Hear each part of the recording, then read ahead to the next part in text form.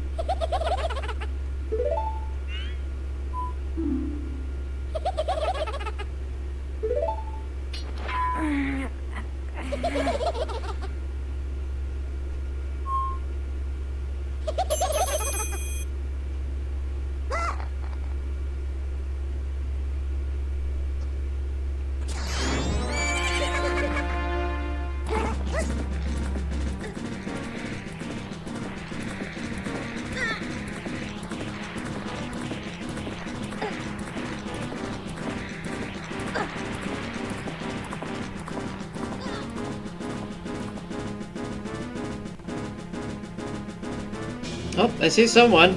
Sound off in the chat if you're there.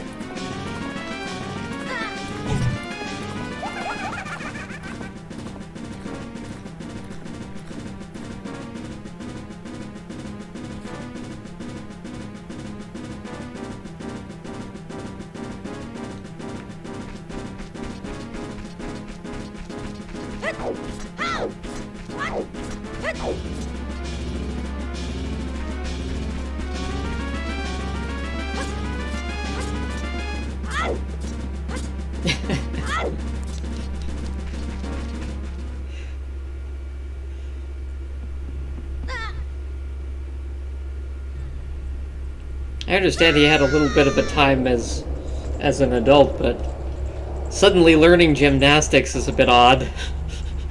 He's flipping all over the place.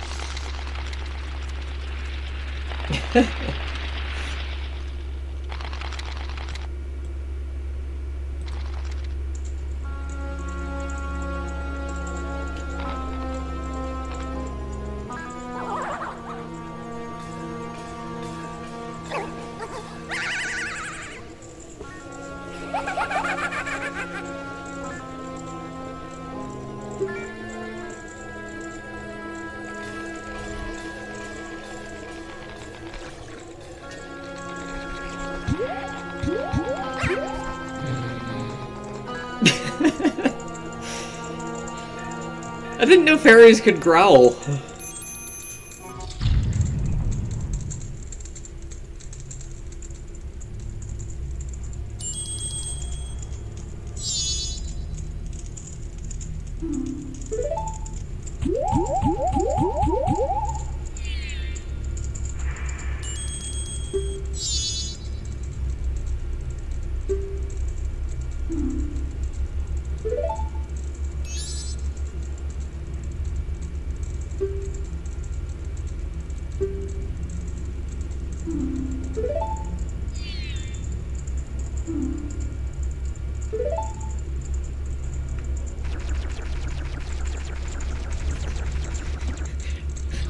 I love the little squishing sound his feet make.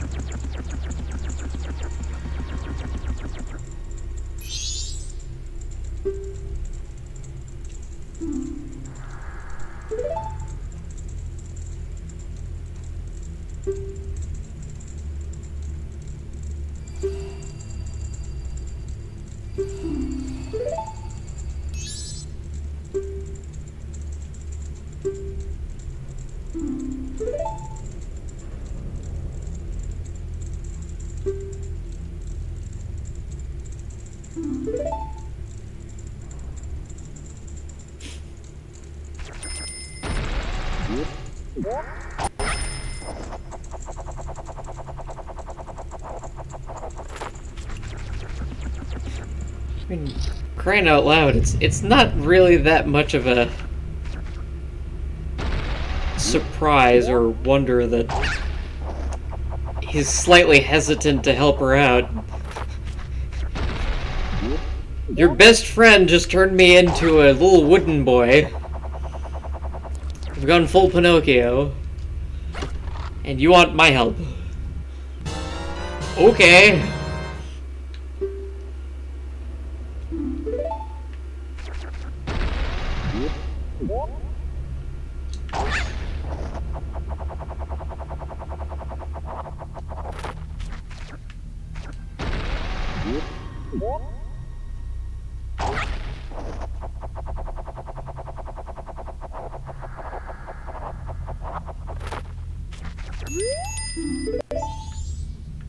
Ah, here we go. So for anyone that was coming here for the meaning thing, just want to give you a bit of a heads up. This poor soul was the son of the butler. Now, the butler, you'll see later on, but he's the guy that serves the Deku King. We have no idea what happened to this kid. All we know is that he left home. He used to race his dad a lot, and for some strange reason, he is planted in the ground here, which I didn't even know that was a thing with Dekus. Like, I knew Deku trees were planted in the ground, but Deku scrubs being planted in the ground seems to be a state of death instead of a state of life, so that's kind of creepy. It's like if you died and your body kept growing in the ground. Gross. Anyway.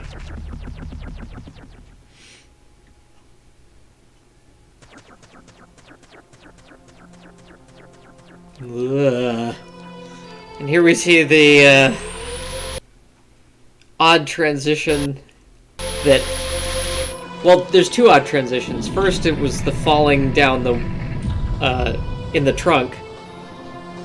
And the other odd transition is this one, where everything's turning on its side. And so there's two layers to this, making you wonder, like, wait, did he hit his head? Is he dead? Is this a dream? What's going on here?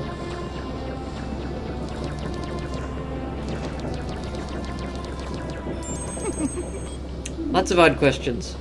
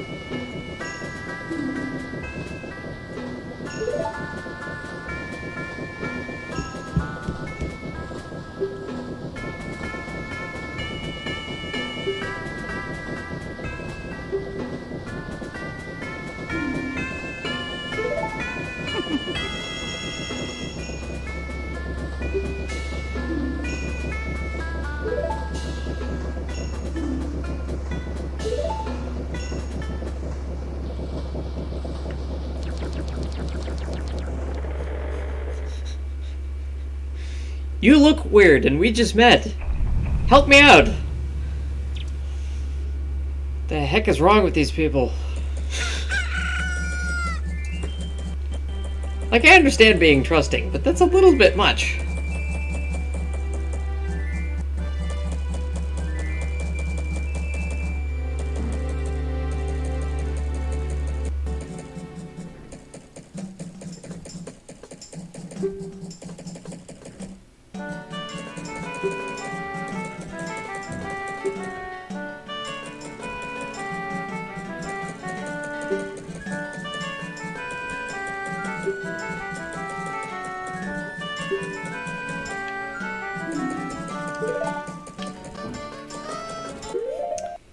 Give me a second.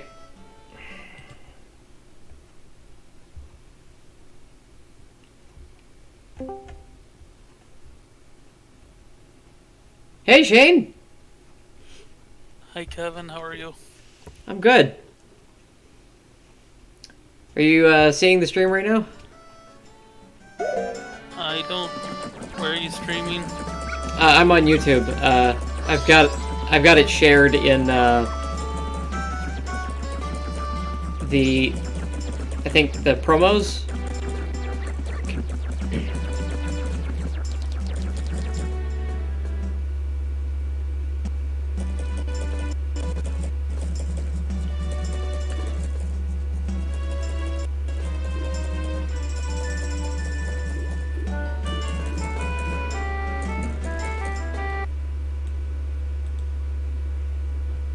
Yeah, promos members, it's right there. Okay. Is this on a Switch?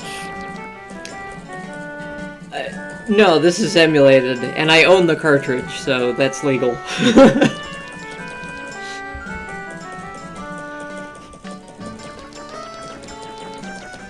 I've never played any Zelda games, really. You haven't? Well, this is one of those weird ones where people aren't quite sure if it actually happened or if it's a dream or if the main character's dead.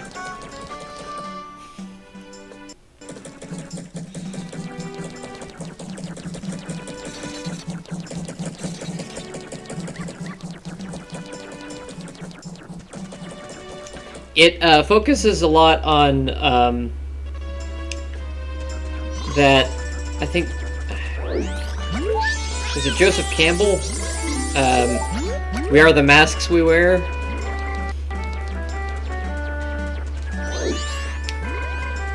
So, you start out human, but you get changed into this little thing, and once you finally get, like, cured, you get the mask and you can turn into it at any time. I didn't realize I was gonna be on the stream there. Yeah, it's an open discussion. If anyone wants to talk about meaning in video games. Are there any games that you find yourself playing recently? Or you stopped playing for any reason? I tried playing EVE Online. I don't really like it that much. A bit too open? I don't really like the combat.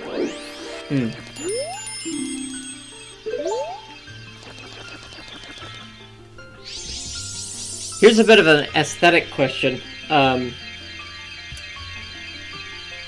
Would you like me to put my camera on? It doesn't matter. Okay. I like this indie game called Creeper World 3. I play that a lot. I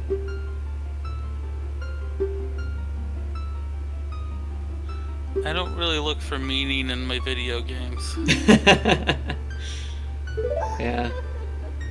Well, I've only been doing that recently because, you know, I've had a hard time playing, and so it's really difficult for me to pick up a game anymore without asking myself, okay, why am I playing this?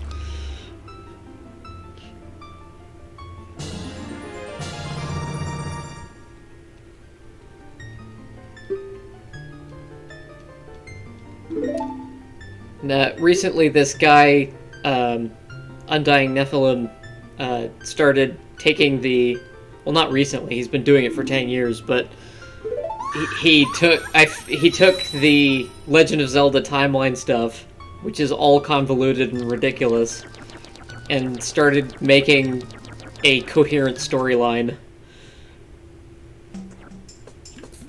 And so, being someone who likes coherent storylines instead of like cyclical ones that a lot of Eastern stuff does, and especially the Japanese games, I latched onto it. Where he put this game, as in like the land, is this land you're in is called Termina. Oh, why did I go in here? And that's kind of like an obvious pun on death, like terminal. And so he just made Termina this is where you go when you die. And so you're helping people out through this whole thing. And in 3 days, this, where is it? There it is. In 3 days, the moon will come crashing down. And so you have to go through this rigmarole of redoing the stuff that you've done before or doing it in the proper order. Some people hate it because of that.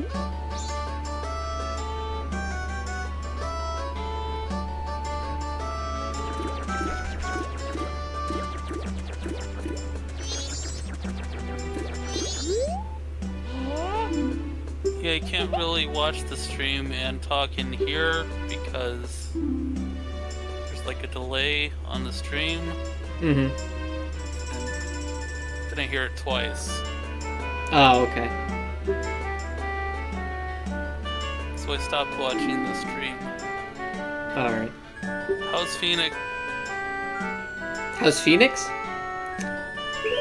Yeah. It's like living in an oven. It's just constantly hot, dry air. Yeah, I live in St. George, so I'm not too far from. Ah. It's 100 degrees here. Hmm.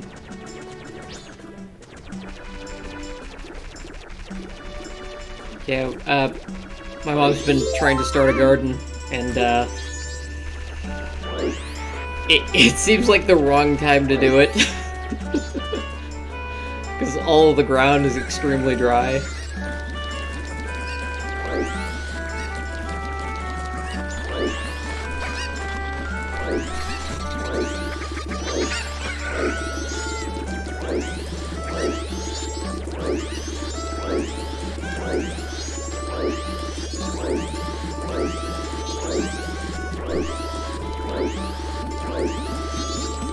The Steam game sale started today. Are you gonna pick anything up? I don't think so. I'm trying to be frugal lately. What's on sale? Everything. Everything.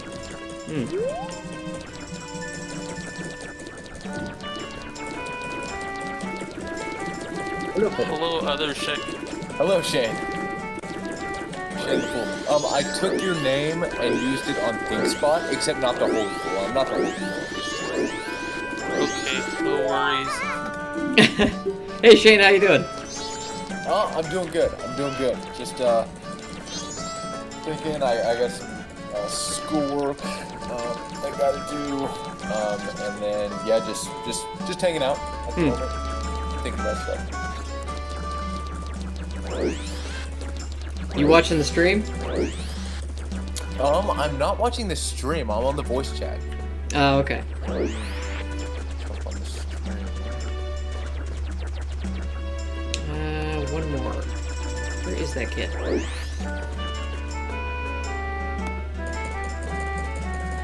Yes, well, the other Shane was saying that it's kind of hard to watch because, there's a delay. Right. So I think I'll probably just turn down the volume on YouTube. Yeah. Oh, That's nice. good. Nice. Yeah, I've been trying to get this to work for the last 3 days. Because it's a high resolution texture pack hack, Okay. so everything looks a lot better. I could literally just go on mine and like I'm playing it on a 3DS and just follow you. Did you just get past like the title sequence or something? It takes so long. Yes, I am in the town and looking for Le Great, which I know is pretty easy. Oh, I forgot. It's different every time you start a new game. I gotta write this down.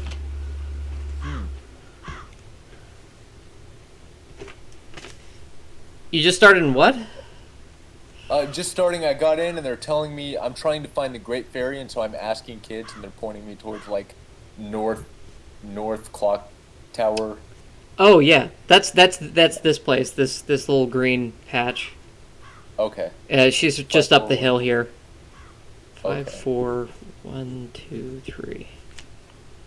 Last time I got this code, it was 42351.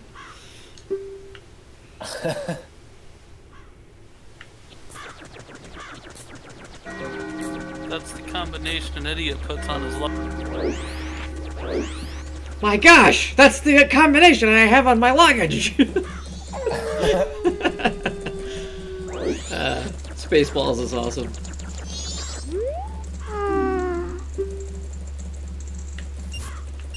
Yeah, the first day is kind of tedious because it's mostly waiting.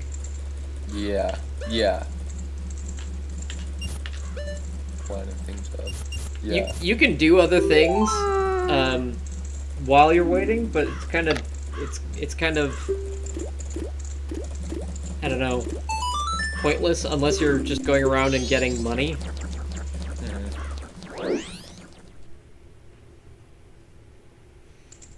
So the first thing you gotta do is you gotta get the stray fairy to the great fairy. And that gives you magic, and then you can use your shooting thing and pop the balloon and then talk to the kids. Okay. Yeah. The shooting thing, I don't think I've got the shooting thing. Is that just the seeds? No, it's this.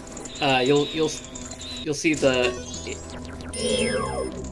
You blow this kind of weird big snot bubble thing. You'll see it in about 20 seconds.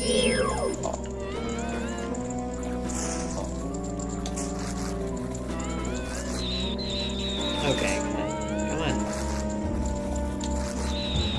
There we go.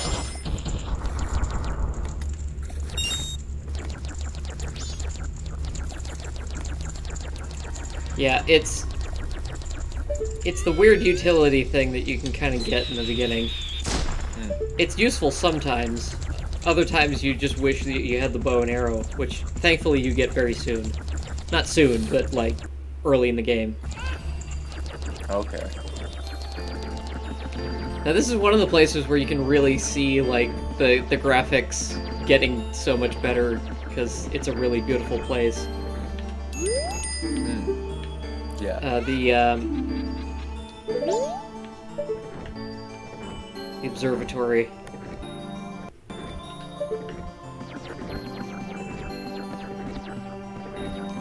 The guy that did the texture pack, the thing I was the most thankful for was just making everything unblurry. Okay. Yeah. At least for the Okay. Nintendo 64 version. Yeah. On the DS, it's on the DS, everything's been redone.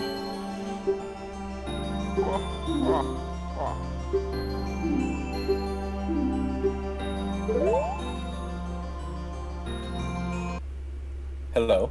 Hey. Okay. Yeah. No, I really like it. How it looks on DS. I couldn't get past, like, cause I'm so used to the Nintendo stuff, I couldn't get past how, okay, odd. I couldn't get past how, round everything was. Because I'm just too used to things being a little bit more sharp and jagged. Right. When they were just trying to like soften it up. Yeah, because with graphics you get more polygons, and so you can make rounder objects, and it just it felt weird to me.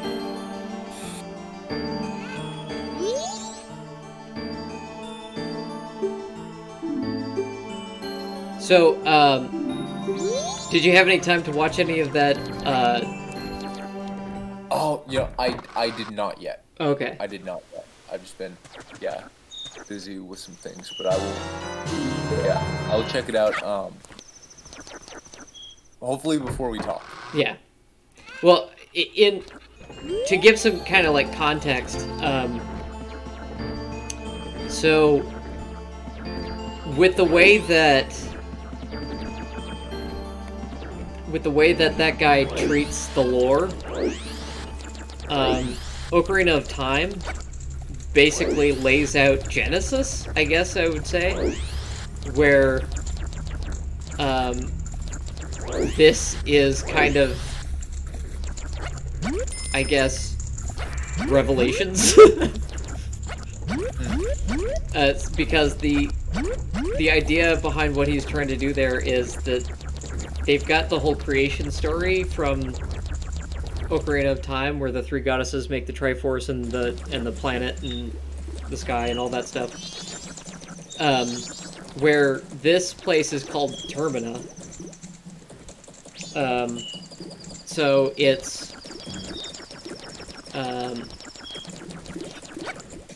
this is where you go when you die. Yeah. It's a pun on terminal. That's what I had heard. Yeah. That Majora's Mask was set after Link's death, or between life and death. Yeah, something like that. And so it's he just kind of went all out on it and like got rid of the ambiguity and just said, no, this is death. Like this is what's that called? Do you know the concept of Sheol? This is like the middle, the mediating or mediatory? No, it's the place. Yes, I believe so. I think I know what you're talking about. It's what some people would call purgatory, or right. Yes. Where this is where you go. This is where you go when you die. Like this is where your spirit is, or something like that. And then the idea biblically is that you'd be restored to a new body.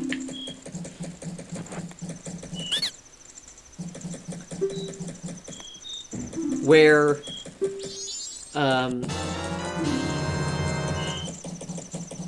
the idea behind floating dog, the idea behind the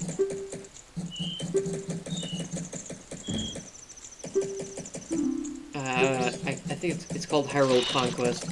The idea behind the Hyrule Conquest stuff, where Termina is just where you are when you die, and it's being Eastern, it's a lot more what is it, like Gnostic, where you would rather be in this spiritual state. But the difference there is that you live through like the worst 3 days of your life, and you try to. It's like a mixture of a Gnostic afterlife and Groundhog Day. So you live through the same 3 days over and over again, and they're the worst 3 days of your life, but you try to become a better person. Does that have okay. Yeah, so you're trying to make it right. Yeah, you're trying to make the worst 3 days of your life right again. And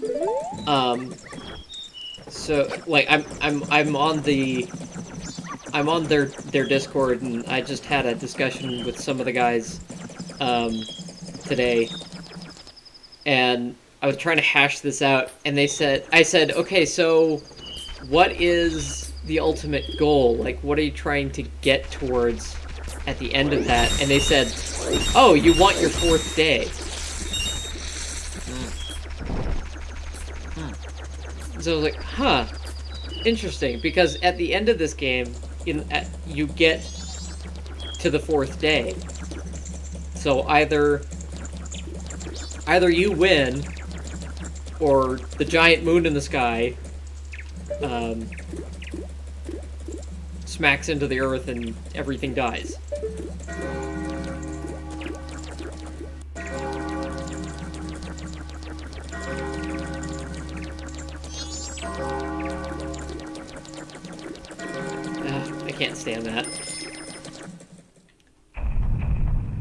I'm I'm gonna go have fun game.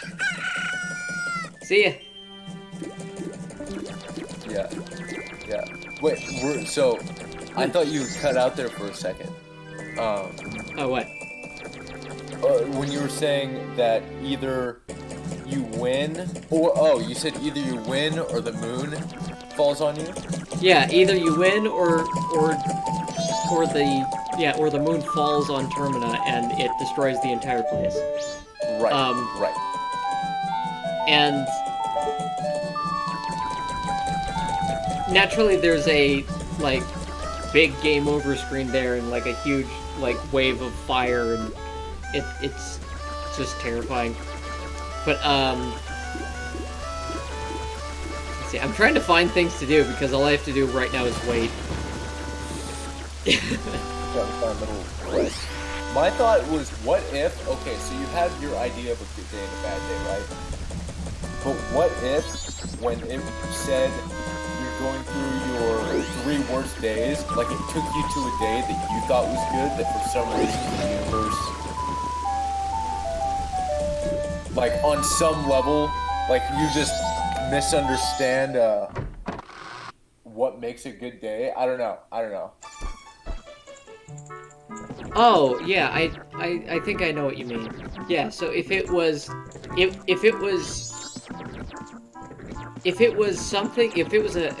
the worst 3 days of your life, but you didn't know, and you realized it was because it had ruined like the lives of somebody that you love, and so if you had known that, if you had known that, it would have been the worst 3 days of your life. And so that would be like something that you would have to learn. Right. But at the same time, even if you make, or it's like you made one small mistake, but even if you do make a small mistake, it's like, you can, like, if, like, it's like, if you have a good day, you almost don't want to go, like, digging through it to find out how badly you screwed up. Oh, yeah. Yeah. You know, like, it's the don't look behind the curtain kind of thing. Like, you kind of want your ignorance on that. Yeah, you kind of, I mean, you also don't. Like if... Yeah, I'm just thinking, I was trying to talk a little bit. I'm trying to think about this experiment. Like, in your terms, you might have had a good day, but maybe in the universe's terms, basically, like, maybe had something to learn. Yeah, like, it's something that, or something that you were involved with that ruined something, and you didn't know, and so you learn this and you kind of come to terms with it, like, over time. You know, like, because a lot of this has to do with time travel, and so it's kind of like that. Oh, I know what it is. It's like Groundhog Day and Back to the Future, because playing this game, you're going around and you're trying to fix everything, but you're also going around and you're solving individual people's problems. So there's a woman here that runs the inn that I was just in earlier. And her fiance is missing. And that is I think that's the longest and most involved quest in the... Oh, yep, here she is. I think her name's Angie or Angie? Okay. Her fiance is missing, and she has no idea that he has been changed by the Skull Kid into a kid. And so he's hiding from her, and he's trying to figure out how to solve his problem. and it takes all 3 days, literally up to, I think, midnight of the last day, to go through all of the steps to reconcile them together. Like, you actually have to look up a guide to figure out what to do. It's such a hard mission. Jesus. And that's the lady? Yeah, and you end up getting, I think it's called the Happy Couples Mask. And it's a really weird one because you have to use 2 masks and then you get the 3rd mask, but it's...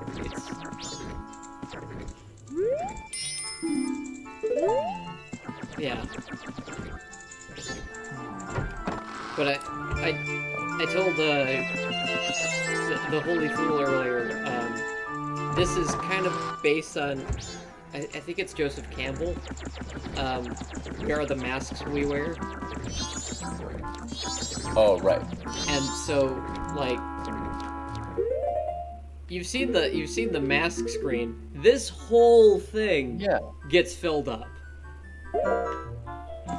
Like, right. There's not an empty space on that. So what would you say this mask is? Is this like Link's a weaker Link, like his the weaker Link, or the weaker element of his psyche, or what would you describe this Deku? Thematically, I would call it his let's see, not fragility, his helplessness, because you're very vulnerable as a Deku Scrub. Like, if you touch fire, you burst into flames. And like your only attack is this weird bubble shoot thing and spinning. So you're extremely vulnerable, and it really shows, like, with this dog. The dog attacks you, and like, so you're just as afraid of the dog as the dog is of you, and it just goes after you. Whereas later on, when you get the Goron mask, you put that thing on, the dog starts running from you.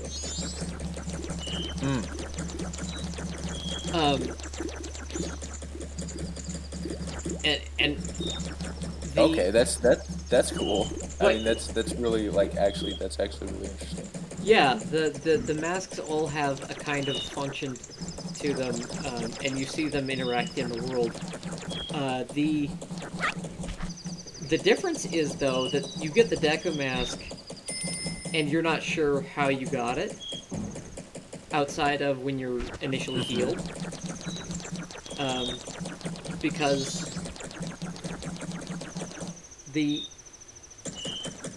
you don't see any when you get the other 2 masks. It's because the folks who embody those masks have died. Right. And you're right. And this kind of is helping just, like, them move on. Pre-human Link or pre-Link Link. Ow. Yeah. So the original Link, like, you get turned into a Deku Scrub, and you didn't, like, you're not sure what's going on there, and then you get to the end of that hallway at the beginning, and you see this kind of haunting looking tree. Did you see that? No. It's where Tattle tells you to look at this, and you learn how to use your Z targeting. It's right after that transformation chamber. Okay. I'll have to. Vaguely, maybe. Yeah. Anyway, you see this haunting-looking tree with like eye holes and a mouth hole, and it looks like a Deku Scrub, like you, but it's a tree that's planted there. And it's Okay. it's disturbing because it's just like, okay, this is a Deku Scrub, but imagine a human being, and you die, and your body gets planted in the ground, and your body keeps growing like a tree. That's horrifying, to me at least. No, right, yeah. Right, yeah, that would suck.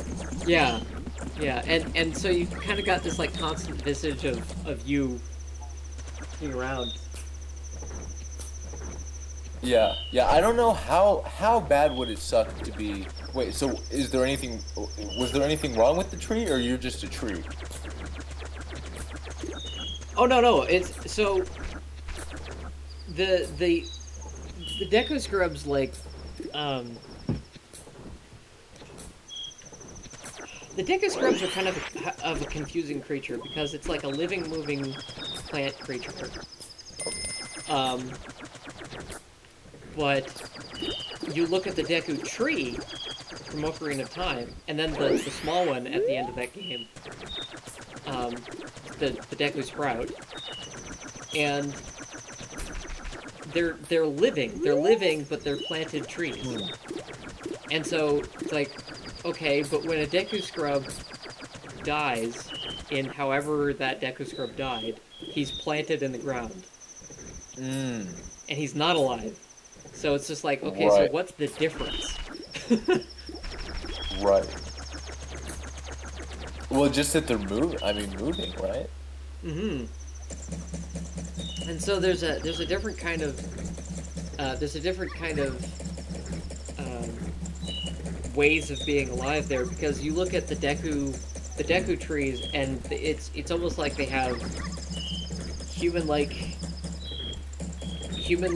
features, and where you look at Deku Scrubs and they have more animalistic features. You look at the face of a Deku Scrub and you look at an Octorok, it's the same face. Right. You know, the weird open mouth. And the eyes are glowing. It's the same thing. And so they're not it's like they're not human, but they have hands. And they're not. They have hair. That's yeah. or hay or whatever that is.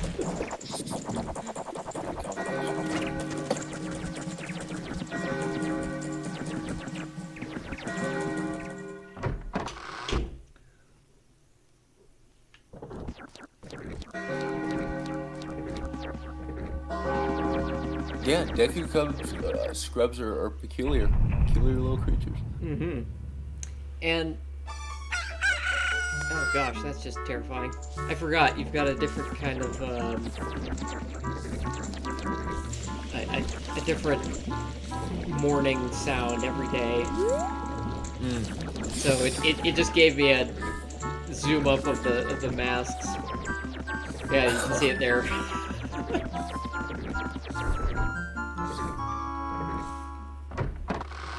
Okay, so this is the final day. Yeah, this is the final day, and you can hear the music. It's going faster, or at least you will when you see me go outside.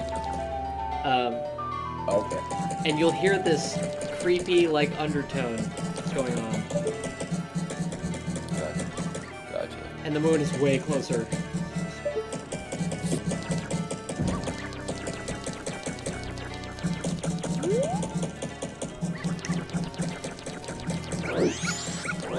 And so as far as mysteries goes,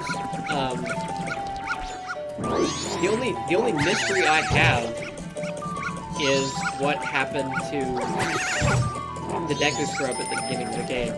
Just like, how did he die? What happened? And that is never addressed. All you see is, at the end of the game, you see the butler kind of mourning next to the tree.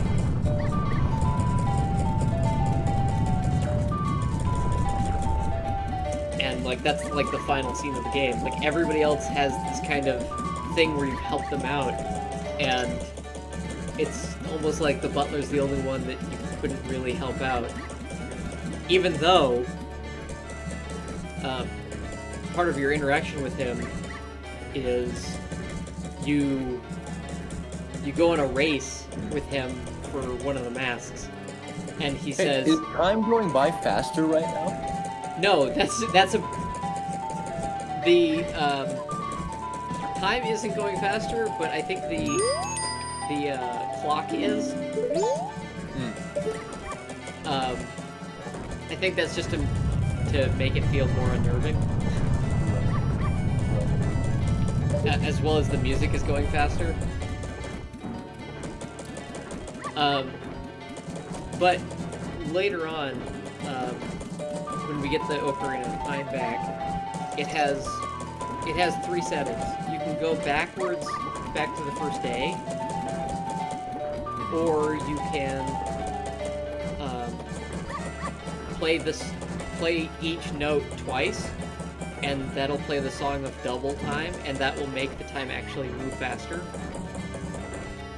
You know, if you need to move ahead towards a specific point in time, which that would have been really helpful here, but I don't have the Ocarina yet. Or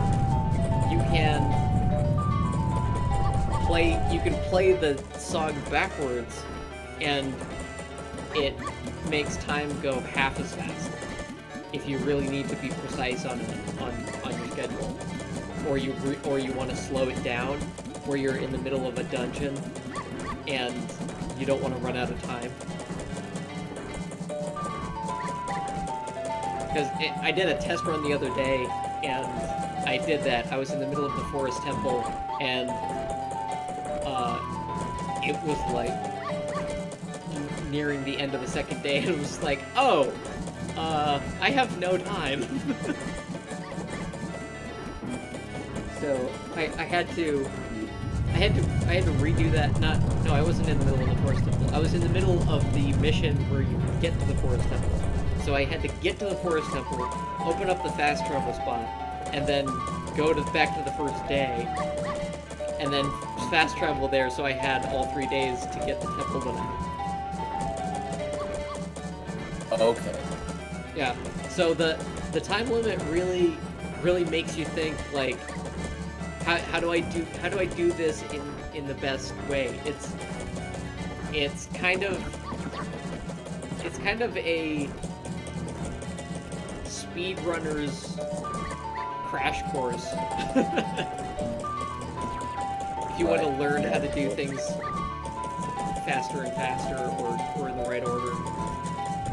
Yeah. Whereas I never really got into speedrunning. Yeah. Hey, I gotta go for a little bit, but I will probably be back on soon. Okay. Check out what we got. All right.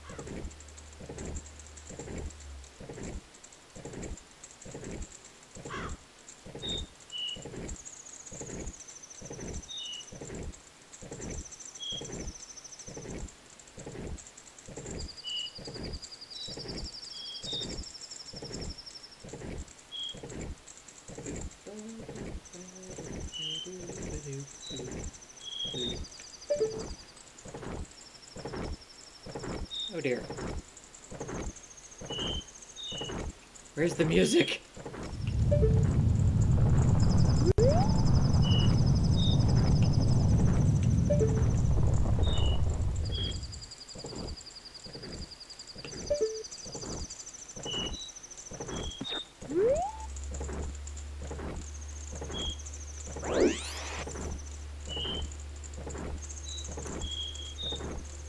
Okay.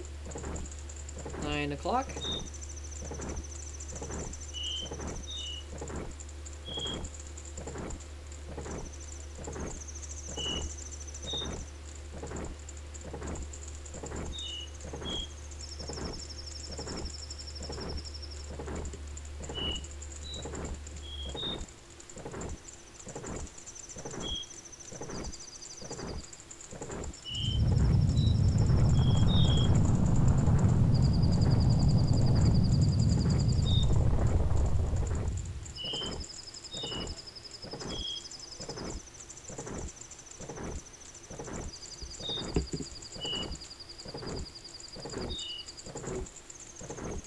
Snape. Snape. Sir, Snape. Was it Severus? I don't know. I didn't watch.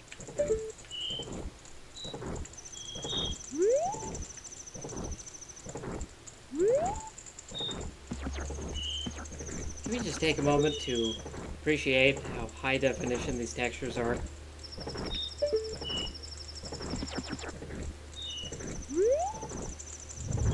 It's absolutely amazing.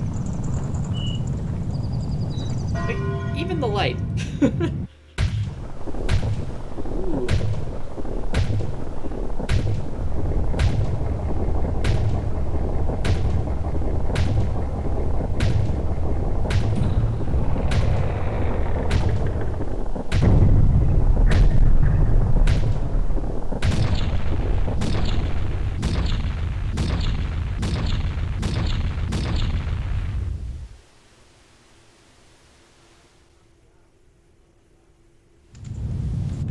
There we go. Yeah, I know. That's why I was here. Hello?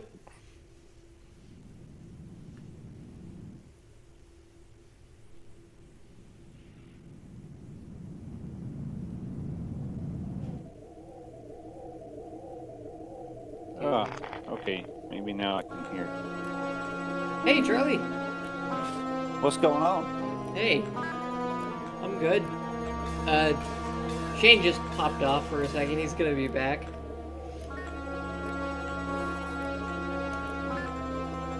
Are you watching? So what were y'all discussing?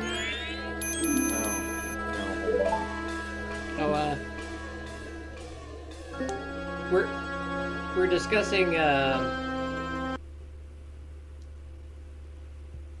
video games, but what I was bringing up was I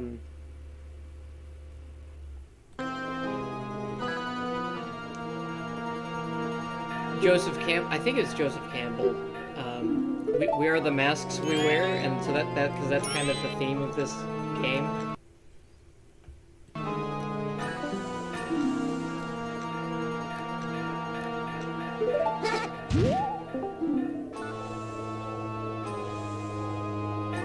You having trouble with the sound? Yeah. Can you repost your link maybe in the chat part, because I can't find it. Oh, okay.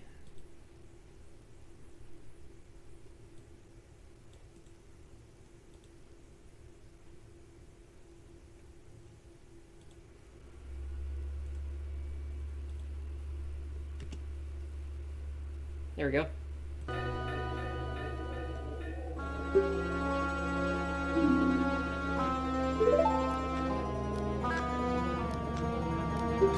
Okay, I got you now.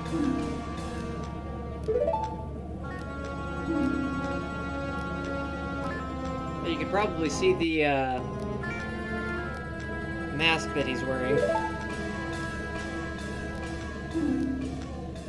Yep. That He's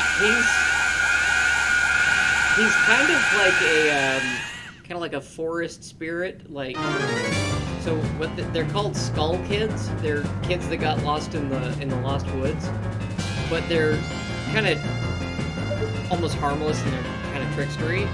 But this one got possessed by the mask he's wearing.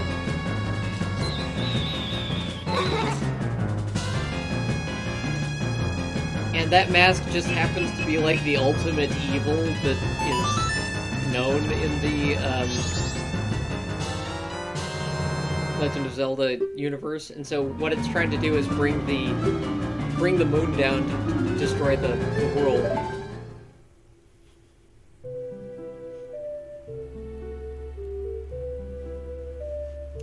You probably have to turn down the sound on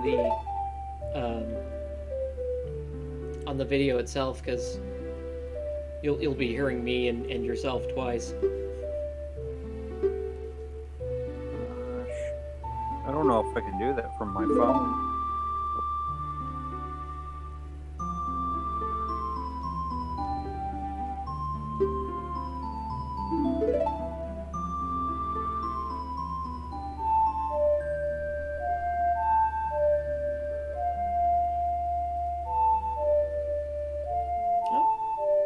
I think we've got 3 viewers now.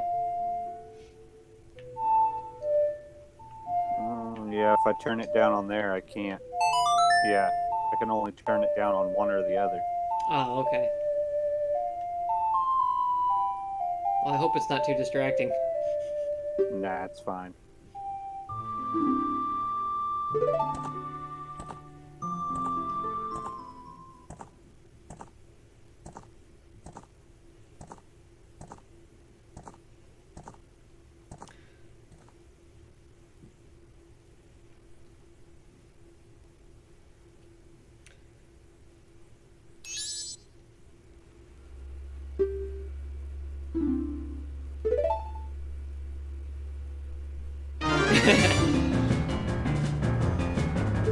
You're about to see a fairy pray for her life. It's funny. Alright,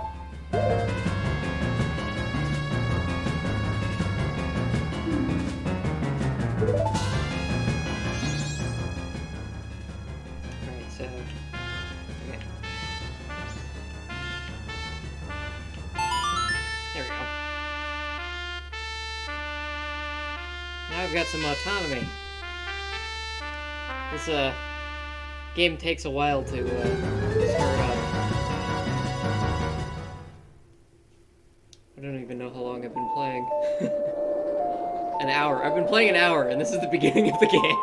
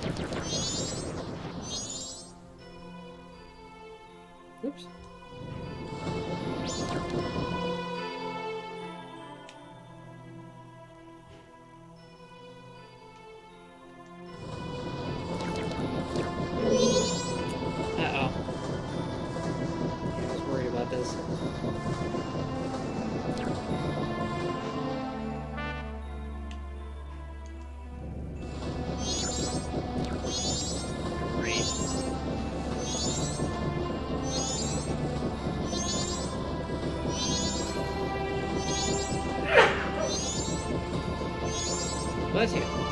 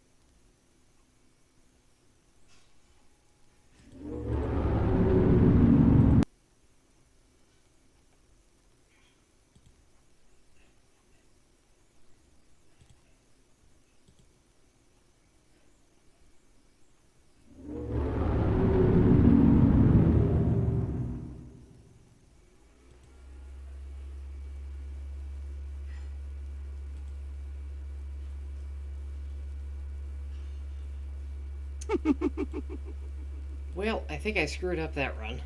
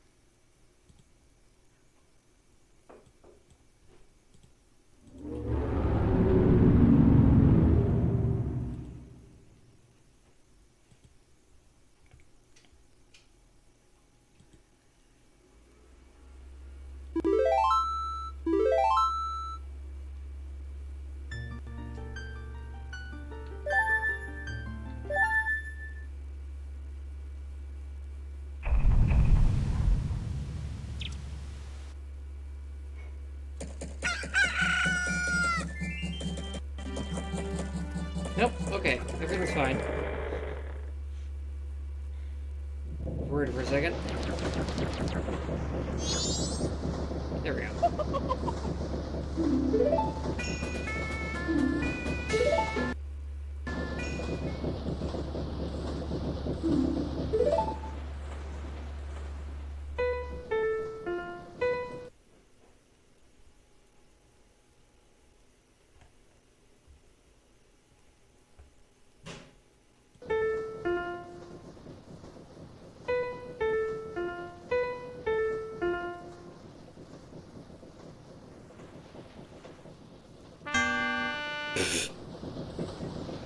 Not even close.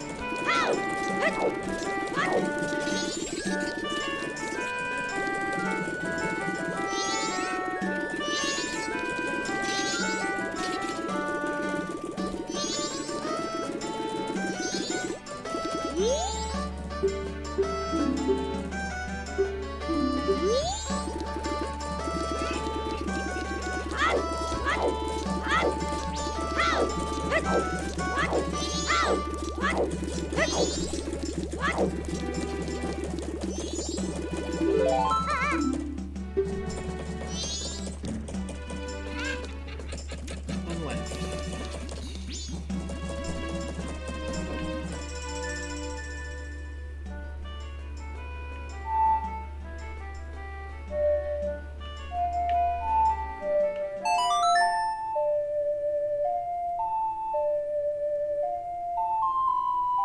Nope, nope, nope, nope, nope.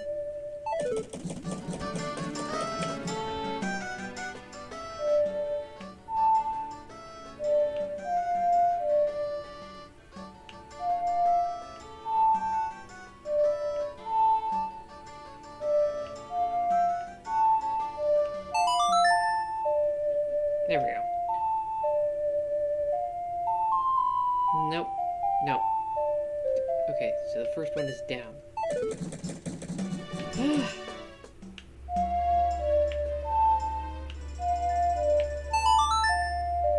There we go.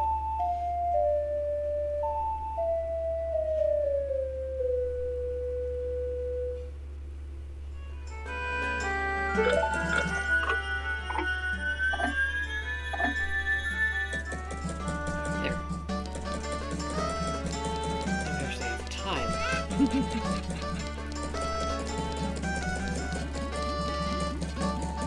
see.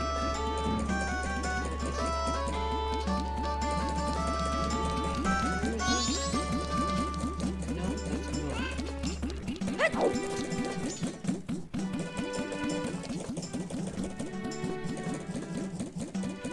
Yeah, yeah. Yeah, that's the market, right? No? This is where the fuck- So the market the other corner? I'm gonna turn around. Yeah, here it is.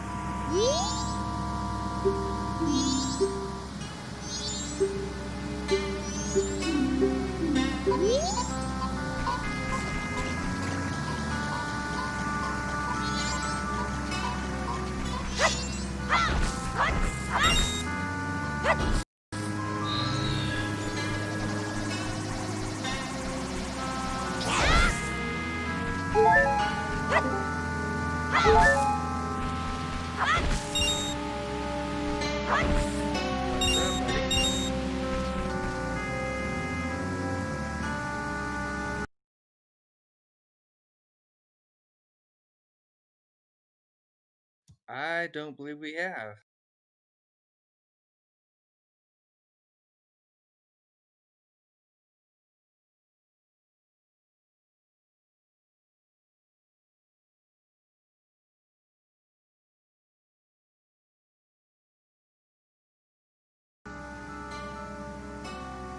Yeah, I'm running off my laptop, so probably not the best.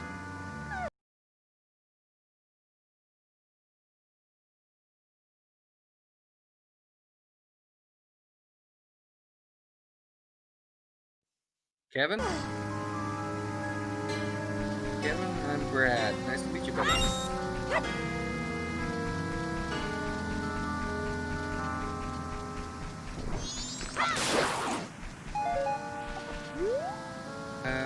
No, didn't even know about it.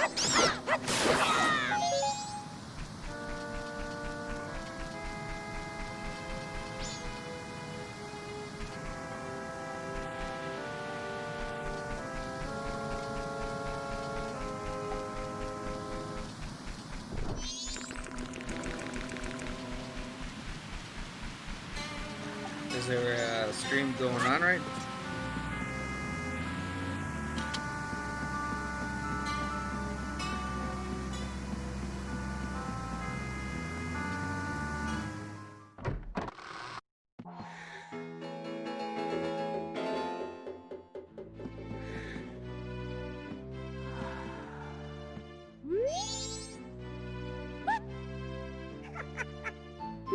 The Legend of Zelda may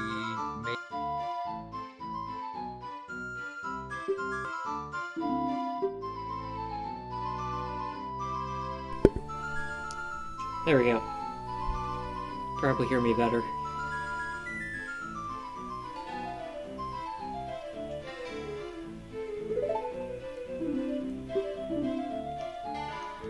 So how'd you find your way to this channel then?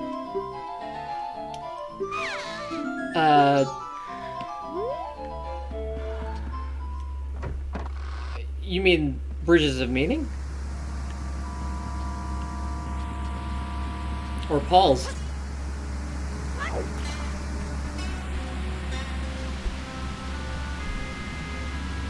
Because I got on Bridges of Meaning, I want to say January. Or at least that's when I really got involved. What led you this way? You started seeing good reviews and stuff, and then ran into Yeah, I just saw this random pastor talking about Peterson stuff, and it was, I wanted to know what his take was, and from there it just went. I became a fan, and then he talked to Voth, and I really wanted to talk to him, and so when I talked to Paul eventually, it got to the point where he said, well, Voth is very active on the Discord, why don't you go on there? And so I wasn't very active on Discord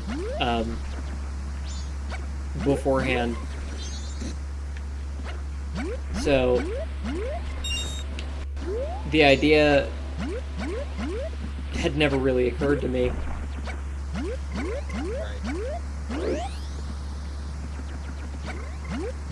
Yeah, I just saw that video about Both. I guess it's Yeah. When I came on, I got to know him, and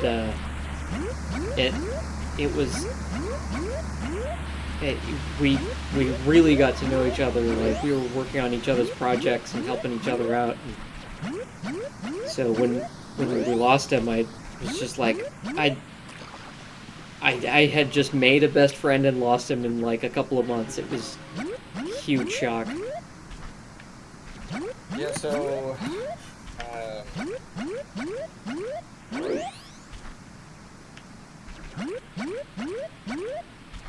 with Both, like, what happened with What's that? what happened with Both? Like, how did he pass? We don't know. The family was being rather private about that, and so we just respected that. Okay. Yeah. Well, it's as sad as it goes. Yeah.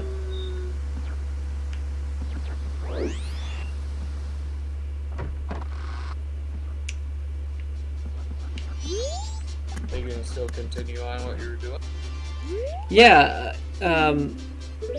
So he helped me publish my first book, and so he also helped me edit my novel. And so with that help, I kind of got more encouragement to kind of open up about it. And so some of the other guys on Discord have been helping me out with that as well. So he's been a big inspiration. Nice. Yeah. What kind of novel are we talking about? Is it something you had in the works? Or do you have an idea before Both, or did you have it in the works and then you started including? Oh yeah. Like, I've been working on it since 2011. Oh. Yeah, I've got over 100,000 words on that novel. But it's been kind of off and on over the years, so like I haven't been working on it the whole time. And it's just until recently when I've really started pouring back into it, and so hopefully when I get this done, it'll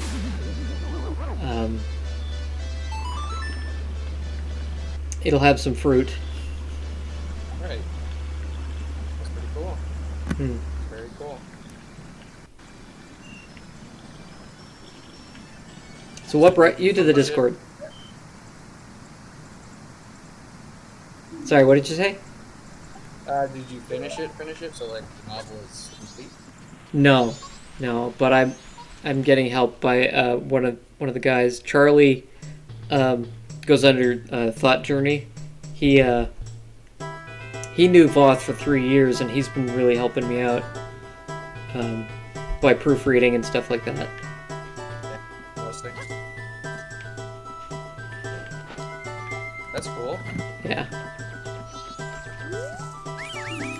Yeah, I just kind of found his I found Vander Clay's channel through Jordan Peterson. And I saw, here's a pastor looking at it too. And I remember watching the video that they had between each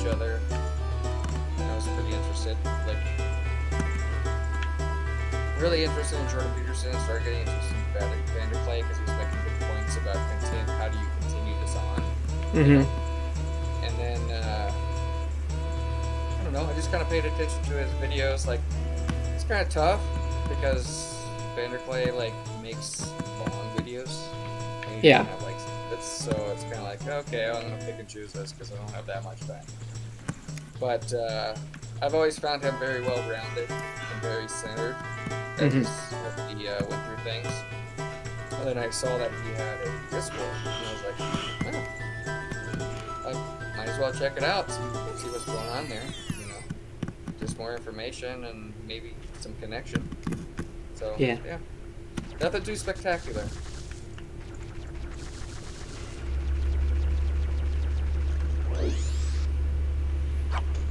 Do you play many video games? I do. I've been playing quite a bit of Rome 2 Total War, and I'll dabble in Smite. It's kind of a MOBA.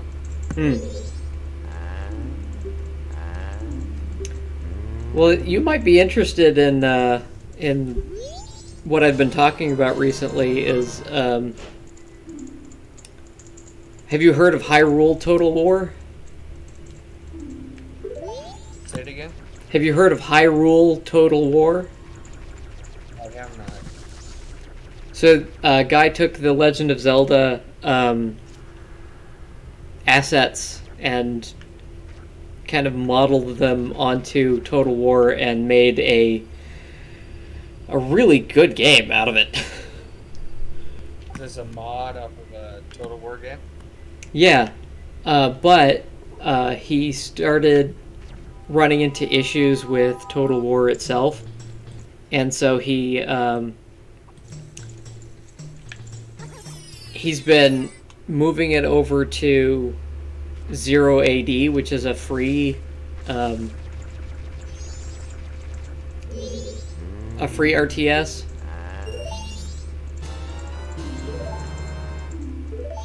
Which Total War did he mod off of? I can't remember. Do you remember the names of them?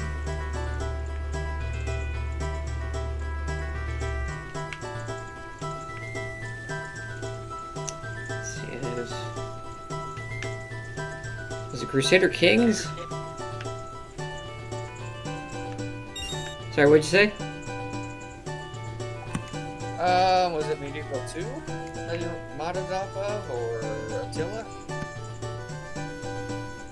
I think it was Medieval. Oh, okay. Yeah. I think you could probably still find the old files around. Right. I mostly play off of Steam, so I'll take a look here.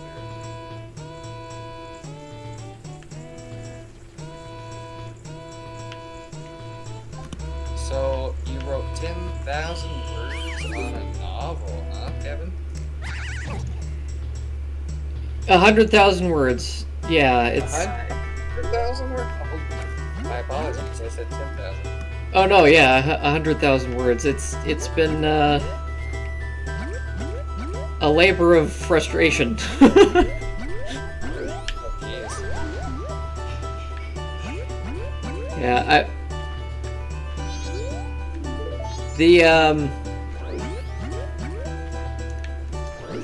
the writing process is very strange because, like, I had posted on Voth's Memorial that I wished somebody had warned me about becoming a writer.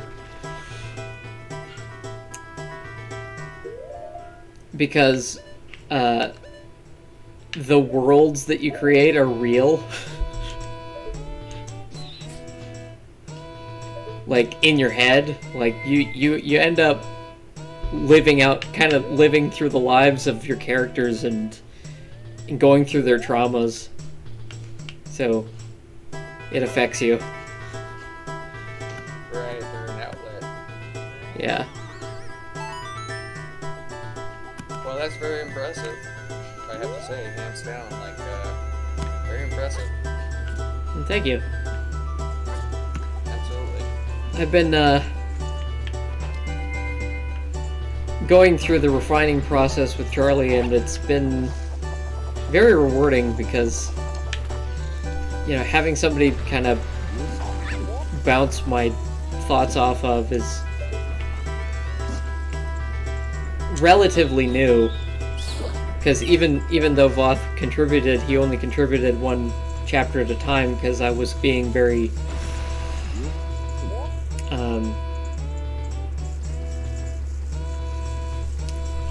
careful with my stories, because I'd heard a lot of stories about people sharing their ideas and then getting them stolen, and after a certain point I just kind of felt like that was silly with these people, because they're like, a whole lot of the folks on Discord are really genuine, or at least this Discord are really genuine. Yeah, it really comes down to the people, doesn't it? Yeah. Life, like they portray certain characteristics, and you know, you can really figure them out. But everything we get together, characteristics, it's like, uh-oh.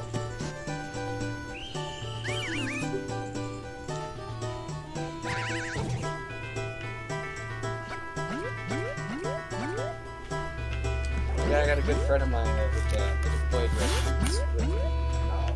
He's got people reading it and helping him edit it and stuff. And, you know, I'm just kind of excited.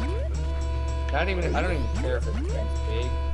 I'm just kind of excited for the idea of just a person I know who has enough understanding of words that he can put a novel together. It's impressive.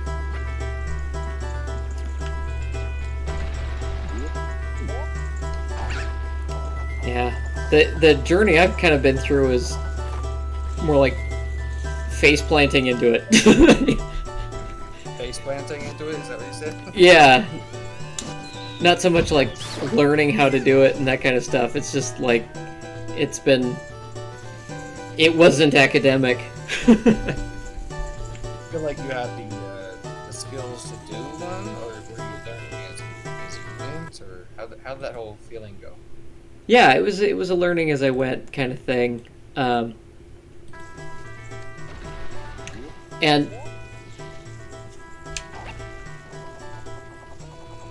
but it was really obvious when you learned something. You had big aha moments. It was just like, oh my gosh, I can't believe, you know, I hadn't seen that before, or, you know, stuff like that.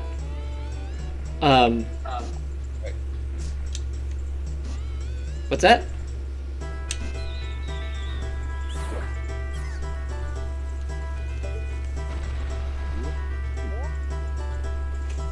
Sorry, what did you say? Oh, I didn't say nothing. I was still listening. Oh, okay. I'm very curious.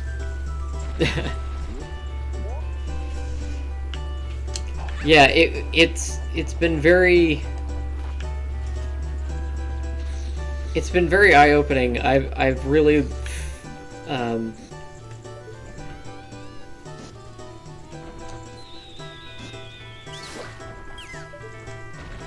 I've learned a lot about myself trying to do this stuff. Like, I imagine a bodybuilder kind of feels the same way, where like they figure out, you know, what stops them from doing things and what keeps them motivated. Right. So, in this process, when you say you've been learning things about yourself, what are you talking about? Well, like,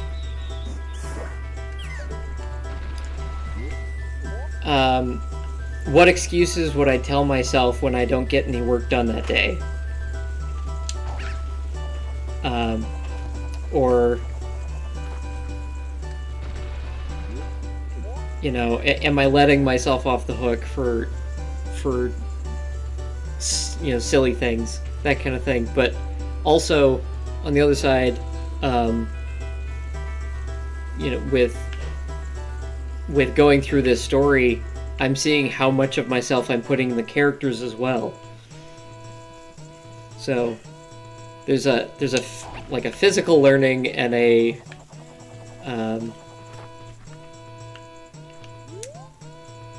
narrative learning.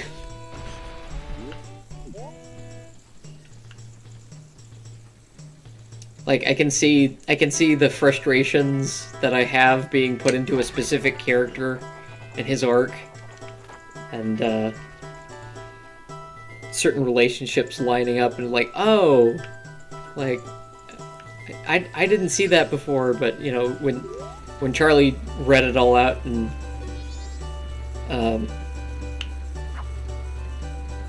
started kind of telling me what he sees and what he's reading, it was just like, man, I didn't know I was putting all of that into the book. When you feel like you're creating characters, are you just like parceling off a part of yourself and trying to expand that, or just like kind of explore that, or how's that work developing characters? Well, I think it depends on your creative style. So if you're, I think there's two kinds of writers. There's planners and pantsers, which pantsers are like, they write by the seat of their pants. And I've got this kind of weird in between, where I see things in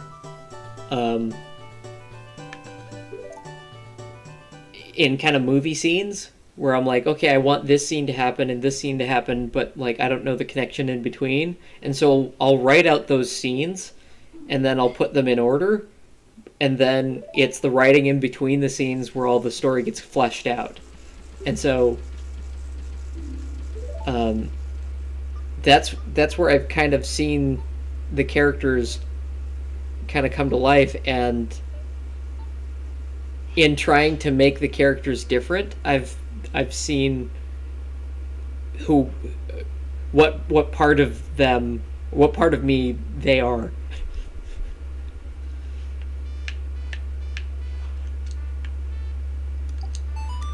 That sounds somewhat similar, not exact, of course, but somewhat similar to what's his name? It came out with the Game of Thrones. Martin? Oh, George R.R. Martin? Yeah, he knows where the beginning of the story goes, he knows where the end of the story goes, but getting between A and B is excruciatingly difficult for him. Yeah. Yeah. And that's where all the story is.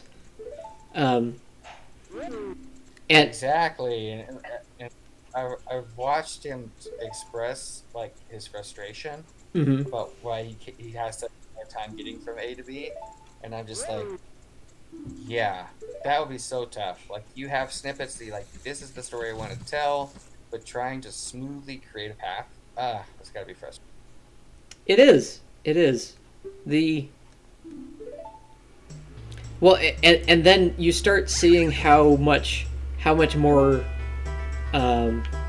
alive those parts of the story are, and so then you end up taking the parts that you thought, okay, I want this scene in there and this scene in there, and you start changing those ones.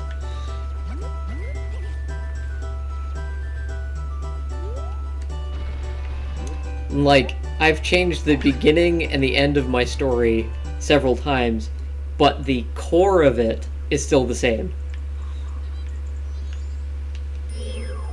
What do you mean by when you say the core of it? Like, I've always wanted my book to end on a certain note, like a certain idea, where, like, say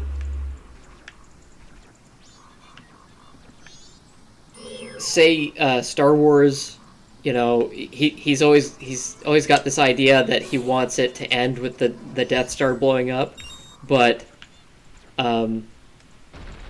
it's the how to get there thing, or like the stuff around that you know, it isn't fully fleshed out. So I've always known that I want this kind of like noble sacrifice thing to happen, but I didn't know how like the details of it exactly. but like lately I've kind of figured out how that goes, and I was able to take that idea and move all the way to the beginning and know how to lay it out from the beginning. So the end informed the beginning. Interesting. Hey, I'm gonna use the restroom real quick. I'll be right back. All right.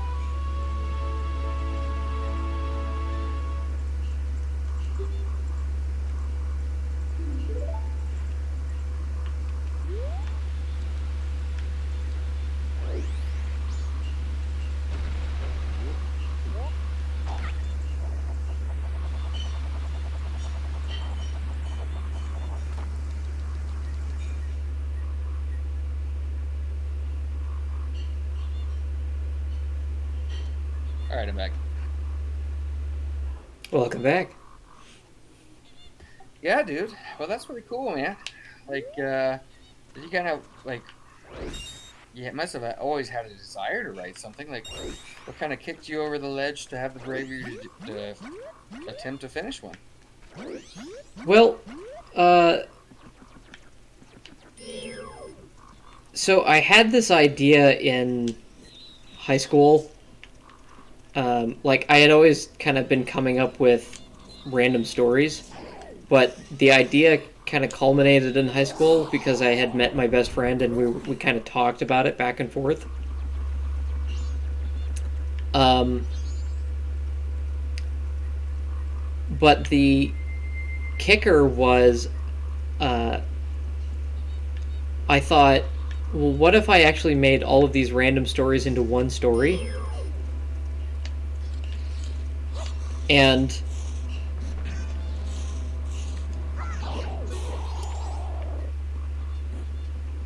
the way that came about, I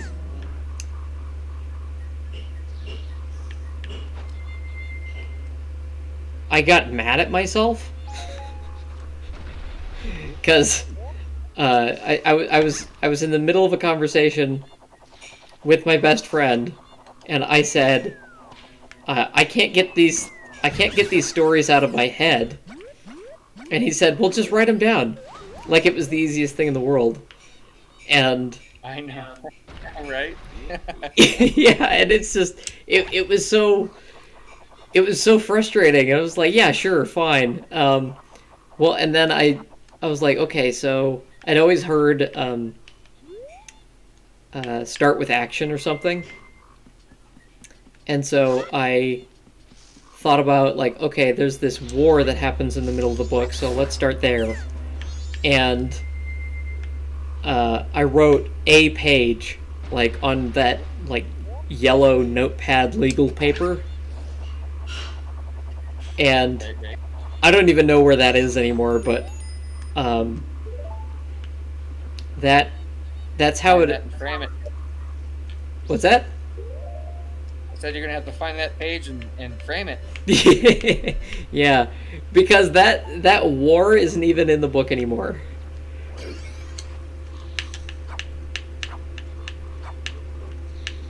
Oh, so Paul would say, Jordan Peterson would say you went from low resolution to high resolution. Yeah. It was... After staring at it long enough, it came into focus. Yeah, exactly.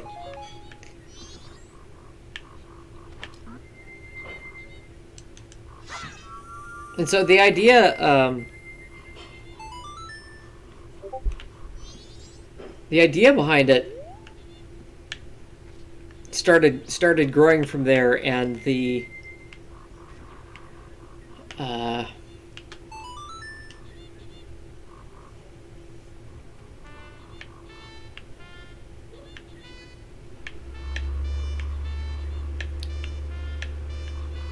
hold on, I gotta play this song.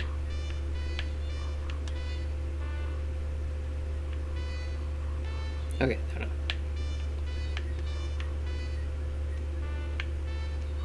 There we go.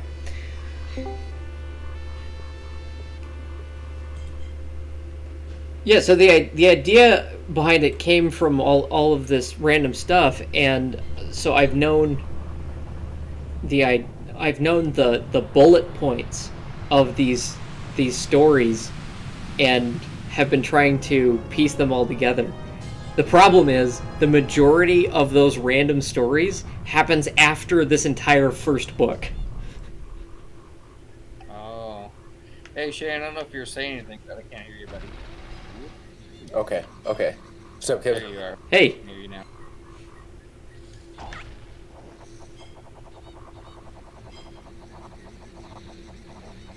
Finally made it to the temple.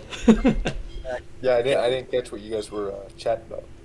Kevin has written a book, and I'm asking him, like, how did he get there? Like, kind of from the beginning to the end. Like, he had his ideas, and then he got pressured into kind of writing a book, and now he's formulating it. So I'm just kind of asking him, like, how did that happen? No, that's a good question. Because I think everybody has a story they'd love to write, but actually sitting down and writing it, Yeah.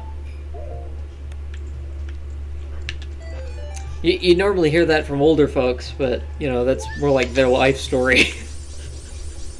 right. But I mean, I'm fully capable of writing a book or something like that, but if I've ever sat down and actually acquired the skills to do it, and then fulfill it and get to the end like you do, that's pretty interesting.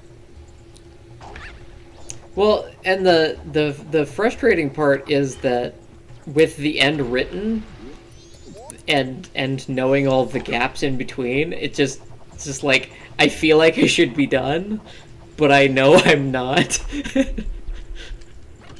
I feel like you shouldn't be telling me any of this right now. Why? You should be like, I know exactly all the things I wrote down and where they're going. Yeah, no. I'm poking around in the dark with a sword.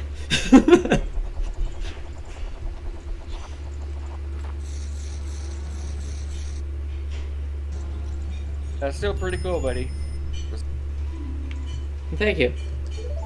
Have you done a video with Paul? 100,000 word.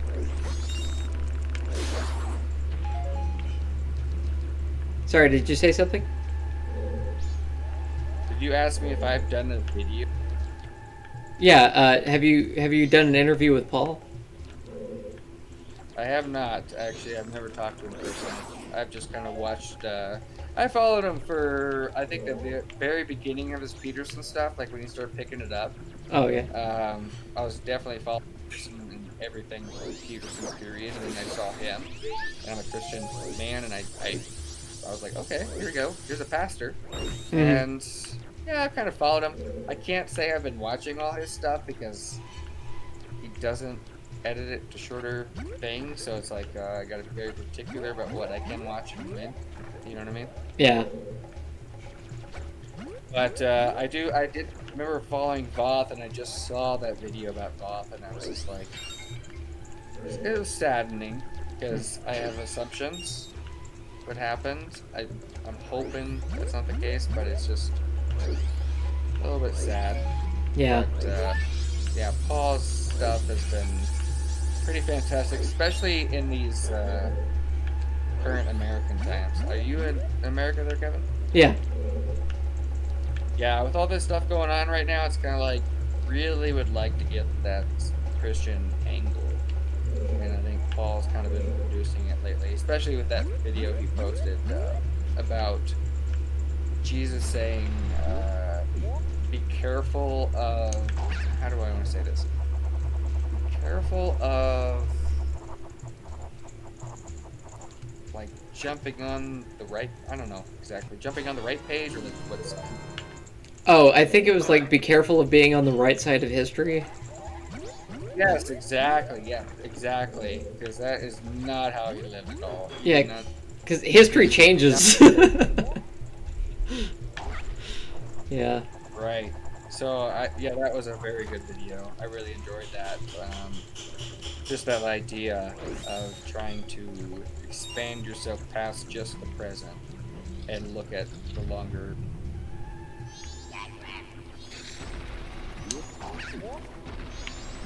So, but yeah, I just saw that Voth thing and it just kind of saddened me. I didn't ever knew Voth, and I probably watched videos with him, but it never connected. So that whole thing is kind of sad, in my opinion, because I probably assumed what happened, but. Yeah. And I've been here before with the Discord, and I've heard some very sad stories from some sad people who are Yeah. very scary places in their life. I was just hoping.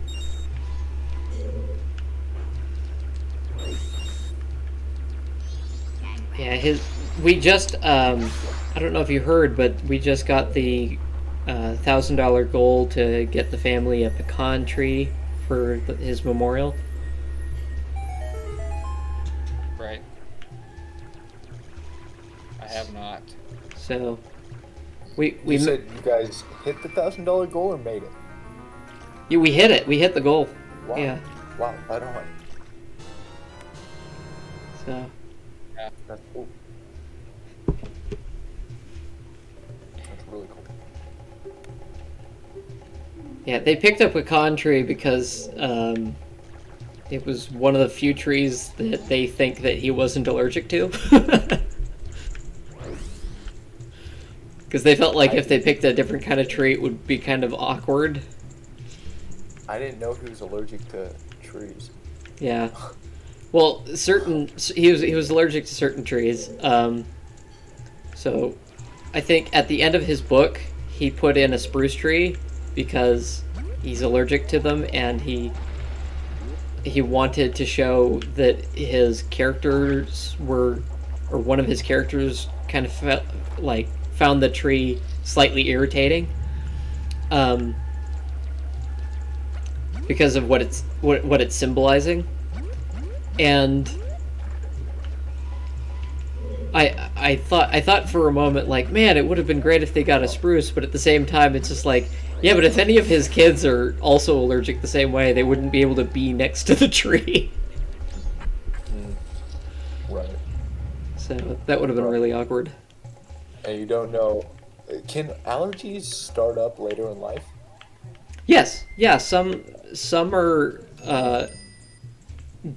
some are genetically activated later on, and others are environmentally activated.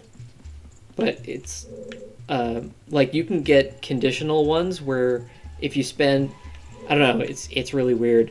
You can I think you can gather a allergy to something, which sounds strange, but like, Yeah, I did it with beer. Like, I used to be able to drink whatever the hell I wanted to, whenever the hell I wanted to, and now I can't drink microbrews because they will just ruin me. oh, And that's odd. it was odd to me.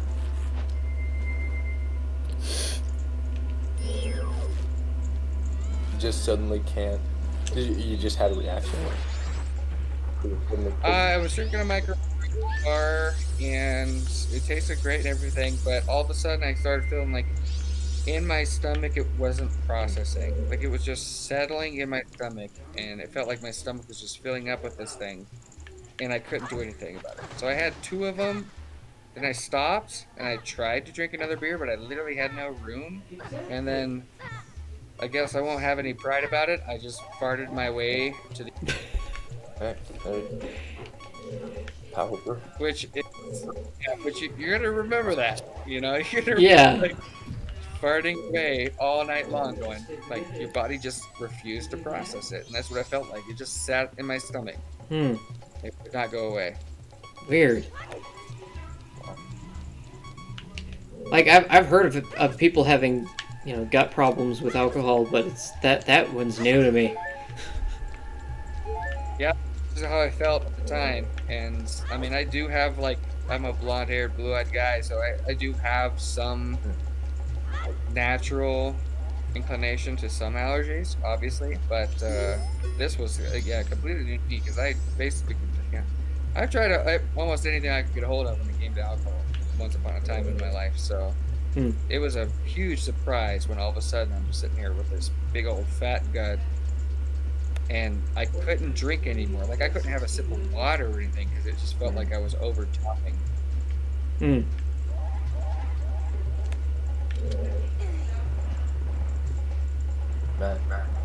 Yeah, I actually had to quit. I used to drink Miller Lite a lot, and I had to quit that because I just swapped up Light because I just can't. Just can't drink anymore because all of a sudden my Miller Lite would start messing with my sinuses. That's cool, huh? And this is at 35, 36 years old, and I had drank that for 15 years. It's crazy. It's probably a sign. Lord knows I probably drink enough. Yeah. Telling you to cut it out. Yeah, he's probably like, hey, why don't you find another hobby? Build something, or They're like, go read Kevin's book, would you? right. How'd you find Paul Vanderklay there, Shane? So mine, it was through, I think I watched that video, a priest or a pastor talks to Jordan Peterson. Like, that video might have been it. And I watched that one, and then I subscribed and watched other stuff. Nice. I mentioned that to Kevin too. I think I saw the same one where he was actually talking to him. Yeah. Yeah, I think the first one was that I saw was his response to the biblical series. So that was pretty early. Yeah, I saw Jordan when he was fighting against Bill C-16, and he was getting a lot of hate for some of the videos produced about the transgender issue. Say again? Oh, that wasn't me. Oh. Yeah, I watched that, and then I ran into Paul Vanderklay from the Christian aspect, and obviously Jordan was talking a lot about Christianity from a particular point of view, and to see a pastor respond in a very open-minded way, I was like, okay, I'm down. What you got, Paul? Yeah. Cool. The only thing I got on Paul is I wish he had somebody else who would cut and edit his videos, the shorter stuff, because I don't always have a time. 2 hours. Right. Well, I listened to it at times 2. That's probably actually a good plan. I should maybe try that. But yeah, and I love what Paul has to say. Paul's kind of like the kind of guy who he's like, this is where I'm at, this is where I'm sitting, and this is what I think about these things. Like, he's not in a rush or trying to prove a thing. Yeah. Right. Hello, Richard. Nice of you to jump in. Hi, Shane. What's up? I know they were talking about writing chapters or something earlier.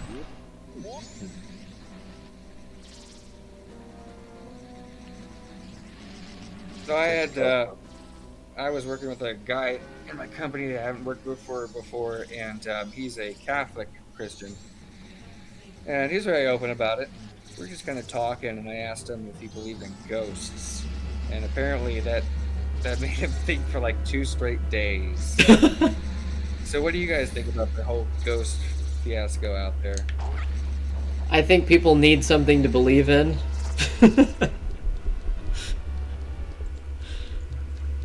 I believe spirits are a thing, but I think a lot of the stuff people see nowadays is not spirits. Do you believe, say spirits, what do you mean?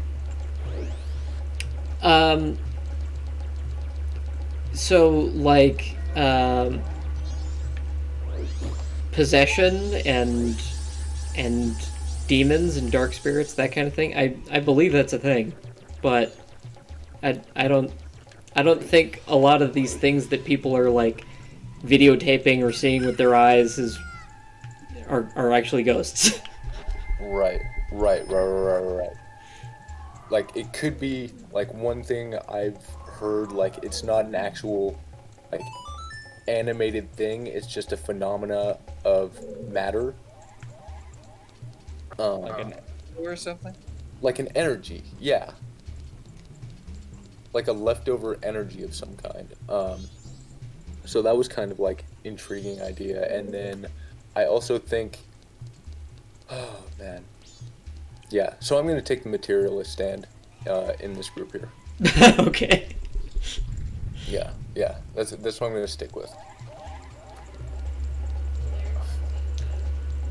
Well, I traditionally have been taking, since I've been on this Discord, I've been traditionally taking the both and approach to stuff. It's just like, well, yeah, both things can be contributing. Right. The other one I was going to say, like, the other thought was that it's actual, like, the phenomena of ghosts is, like, because I've been, like, when I was a kid, I was scared of ghosts. I think maybe spirits, like, could be spirits, like What?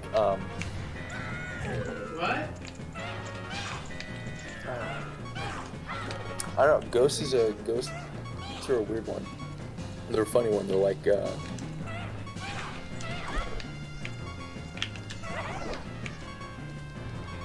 Sorry, I'm fighting a giant raptor with a sword.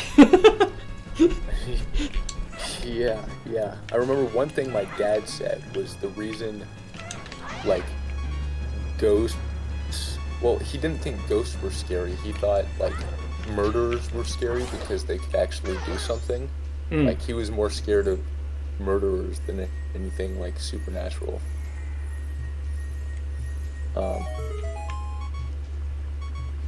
But anywho, yeah, so I don't know. I don't know what I think about them. Yeah. I think you have to. My mind has to go to a funny place to start thinking about it. Start thinking about them. I just kind of came at it because I ran into people who are, they tell you they're Christian, and then like they start talking. Like I had one guy tell me about, like, he thinks anybody who uses a Ouija board is an idiot because they're conjuring demons. And I'm going, well, you're a Christian. Like, I'm not so certain that God would create. Like, the fall happened to us, but after we die, I'm fairly certain that our souls aren't just like, God's sitting there, you're like, yeah, I made it pretty good, but some souls slip out of the whole process and just kind of play around for a little bit until they get back in it. Like, I'm not so certain that's how it would work. Yeah. Well, and that's kind of the aspect of it, is that, like, well, there's a difference between talking about a a human soul just kind of hanging out and a demon. And I think I think he would be kind of accurate in saying they're opening themselves up to the idea of a demon, but they're not. I don't think they're conjuring a human soul. Yeah, I hear you there, and my concern with the whole demon aspect is that I just don't see how that's at all fair that God would allow demons to fuck with us. What's his counterplay? You know, like, are we just to be played with? You know, I just don't understand that. I haven't been able to cross those T's on that one. Well, I don't think God's really fair, though. it's. I think it would be more of a, like a test of character. It's like they don't actually have any power unless you give them any. Right. It's kind of like when you're when you stand up and look at it, like, and like face it, like it was always the comedian, like in the new one at least, and in the old one, like the person who could weirdly relate to it the most was the comedian. So that was one thing I just thought of. And then, like, if you talk down to it gets smaller. Like, and that's one thing, like, when you're a kid, or even now, if you can keep like good spirits or be in a good mood, most of that thinking can go away. Like, most of the thinking that's around fears or unwanted ideas of that sort is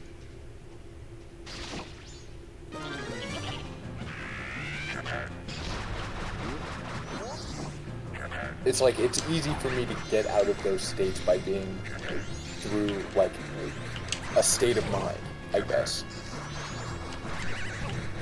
It's just a bunch of like thoughts I had.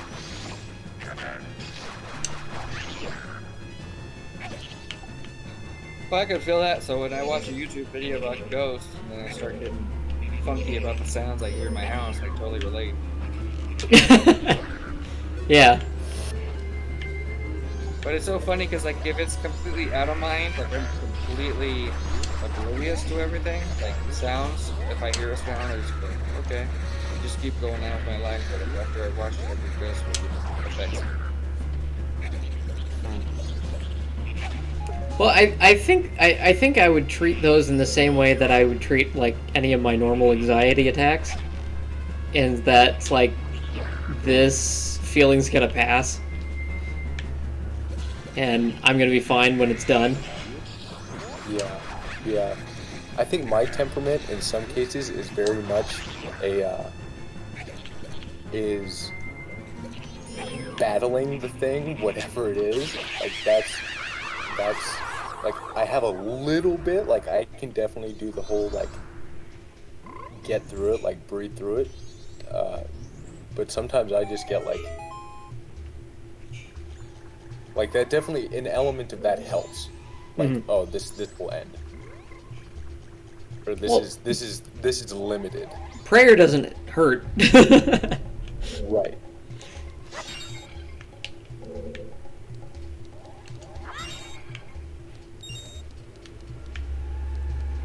Yeah, no. I usually don't watch things that are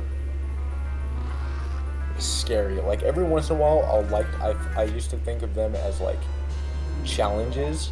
Like I would watch them just to like get scared. Yeah. But not too much.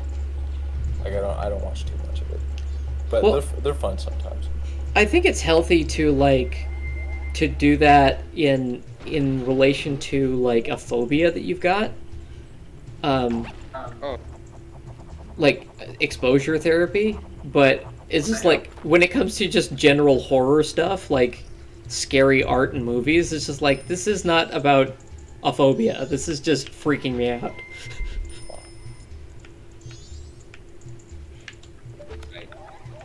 So you say, Shane, that you don't think God's fair? No, I believe that was somebody else, but I'd be interested. I think that was in knowing, Richard. Like, it makes sense to me that he's not fair. Yeah.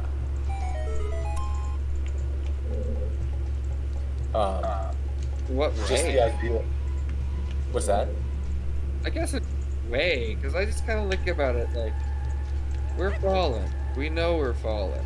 We're broken. We ate the apple. We conjure our own evil continuously. Is it really, like, necessary to have demons rolling around whispering in my ear to make me even worse? Like, to make this difficulty even worse? Like, I don't even know if it's required. And then I kind of concern myself with, like, if it is demons, it's not me. Like, I'm gonna get myself off of it. Okay, so I consider demons to be internal. Like, I don't know that there's external demons. I don't know everything, but yeah, so I consider them aspects of myself that might get projected outward, but ultimately they're a content of like, they're in my body. And then, so yeah, I think of them as internal things that you deal with.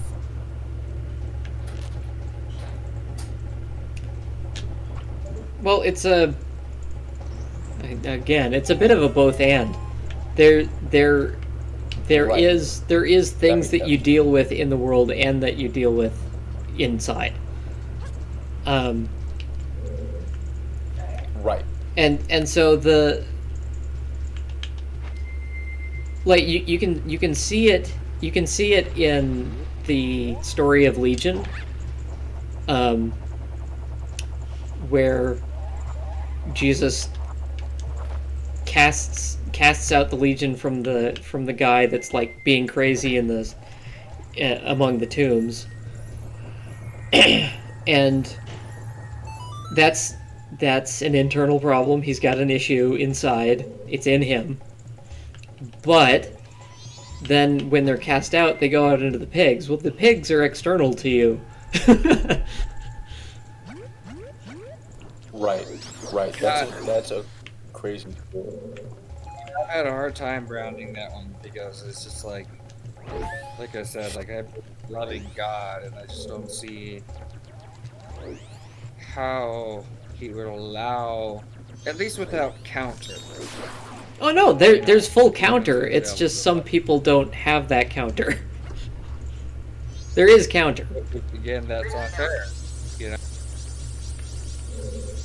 like, if you have a demon talking into one ear, you should have an angel in the other. You know, like, although, like, we've already eaten the apple. Like, we're already fully capable of eating.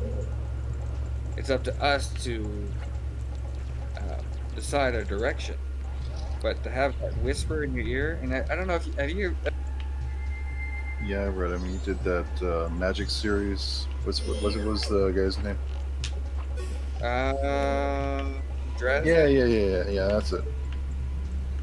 Do you ever remember that book where, like, he was in the darkest of times, and then he just had these words, like, at the worst part, like, he was on the precipice of making a decision, and then a few, like, 4 or 5 words entered his ear, and it changed his decision. And then the angels came back and said, "Hey, the hell cheated, so we're gonna give you." I don't recall that part.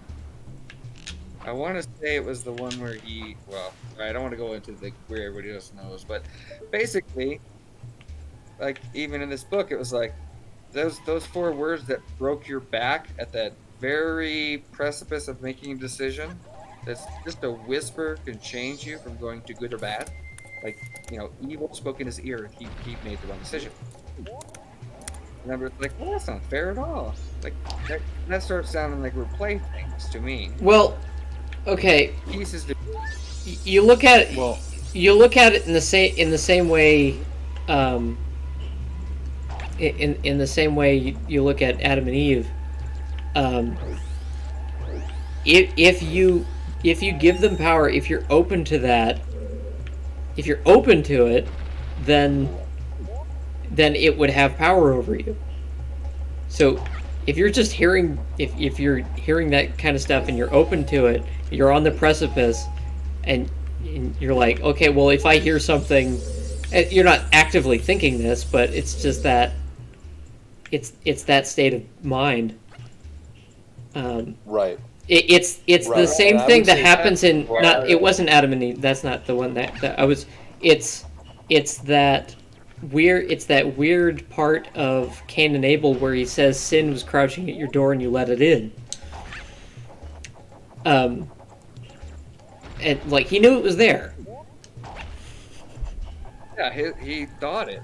Like my fear is is if there are external pressures, then what's me and what's not, and where does my defense begin and stop, in which I become defenseless in a way.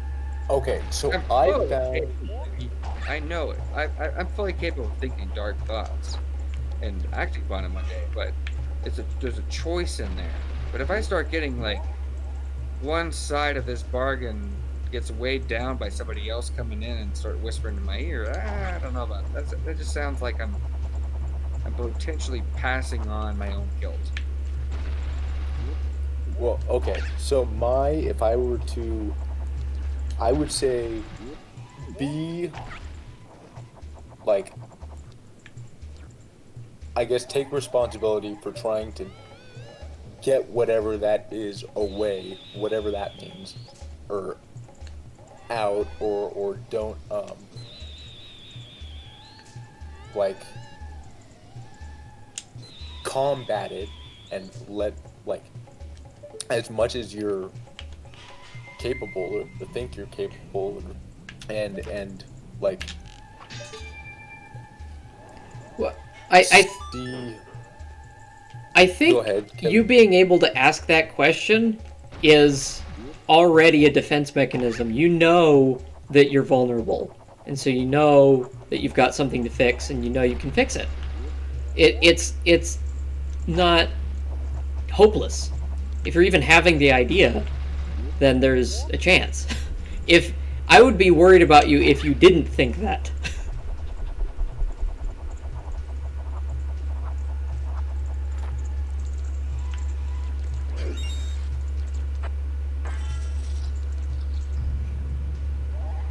Is Richard saying something? He's green, but I don't see any, or I don't hear any. My push to talk key is screwed up. I was Oh. trying to find a Bible verse. It says, Jesus, whoever shall ask of these things in my name will get them. I think that would be relevant, right? Mm-hmm. Yeah. Can't remember where it is, though.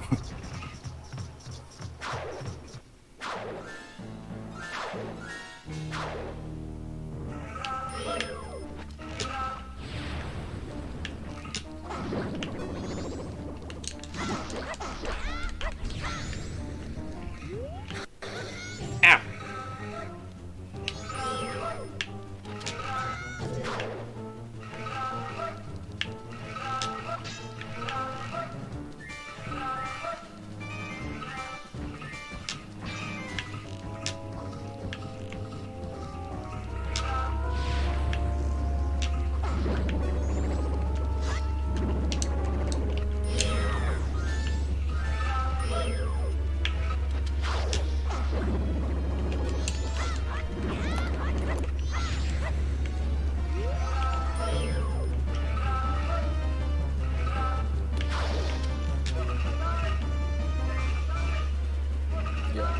Yeah, and maybe I don't know, like keeping your sights set on the good and what good you can do, like the stuff that's right in front of you. I found is helpful for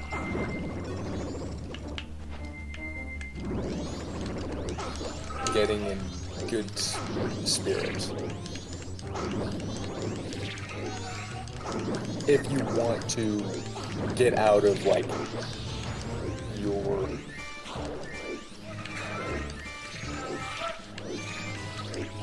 like, I don't know, I've just found that's been a good practice to, like, yeah, get out of, like, certain mindsets, or a mindset that you don't, like, want to be in. Like, it puts you in a whole different frame once you start focusing on striving for some bit of who you want to be, like cleaning your damn room, or like something like that. Like, that shifts your frame to where you're focused on the good rather than, you know, these other things. It is actually helpful.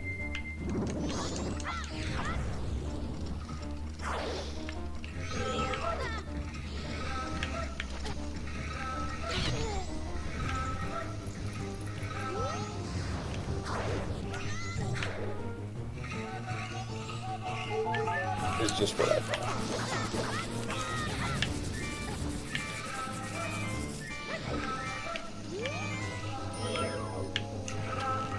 I agree with that, but my concern with this is with the idea that an external force can be leveraged to blame for my actions, my thoughts, my feelings, my desires, the direction I'm in my life.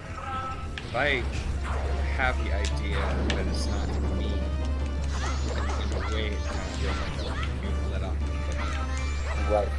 Right. Are you worried about possession? I'm not worried about it at all. I don't think that's possible for me, but I'm just worried about the idea of people believing that it's not you. That this evil darkness that you're thinking or going through, or the anger that you have, or any of those kind of nastiness, like, that it's not in your possession. That it's actually an external force. And also, it really concerns me that God wouldn't step in and give me a counterpoint. You know what I mean? Like, that kind of does concern me.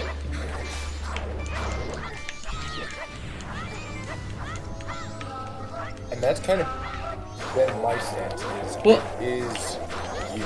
I'm kind of confused as to why you think you're powerless in that situation.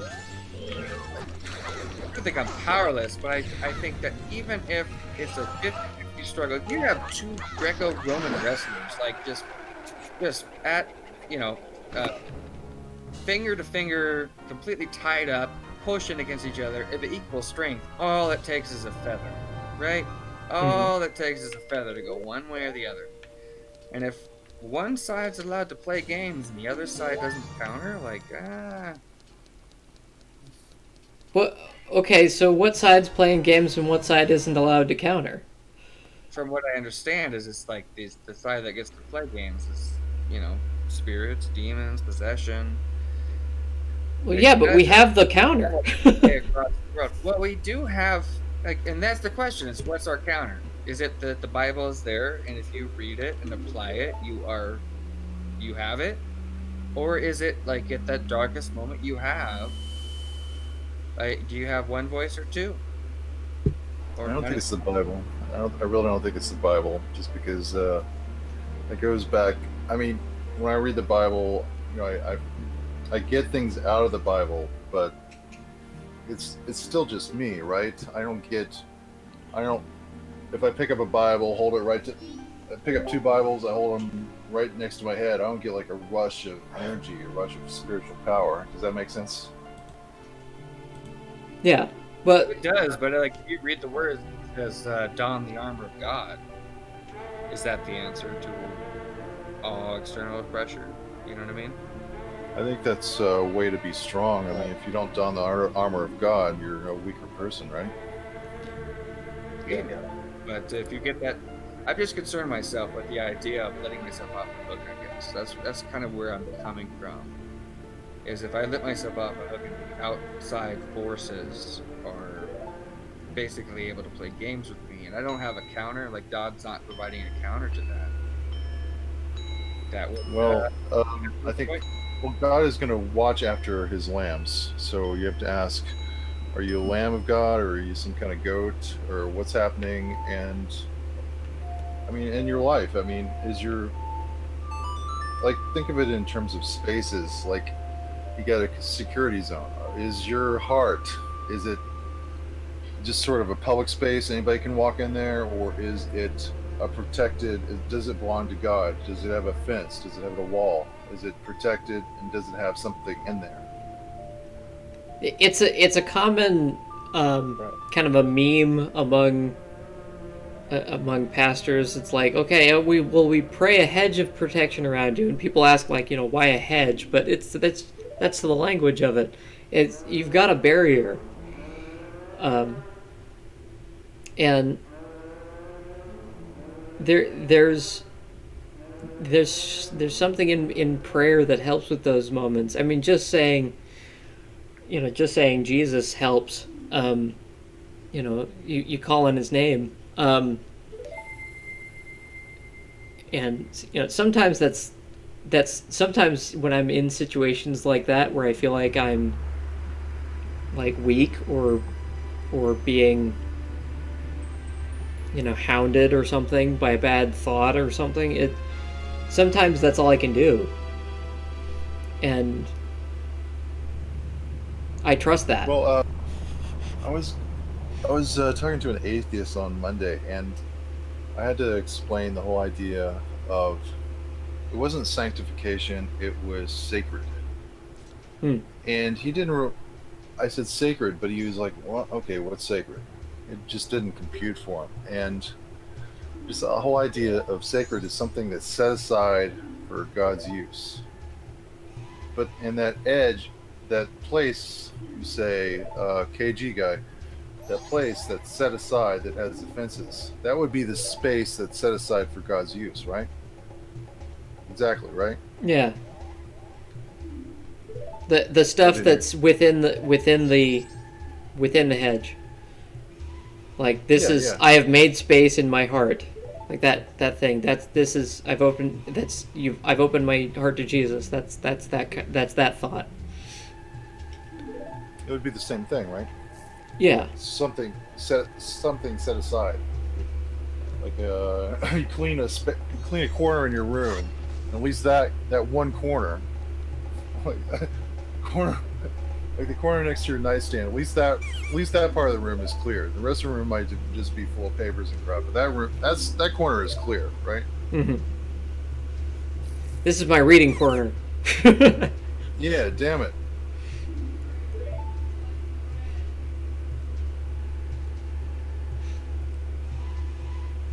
I think your push to talk's broken. No, I said all I said was damn it. Oh. Were you saying it like as an affirmative? Yeah. Oh, okay. I'm sorry.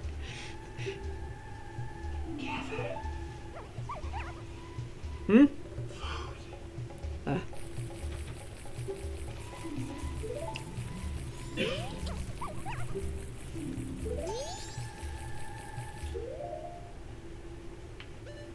Okay.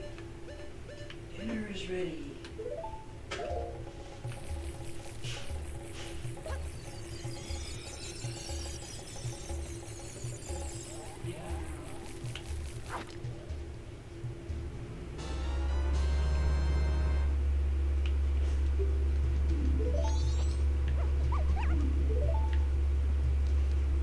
Alright, guys. I gotta head out.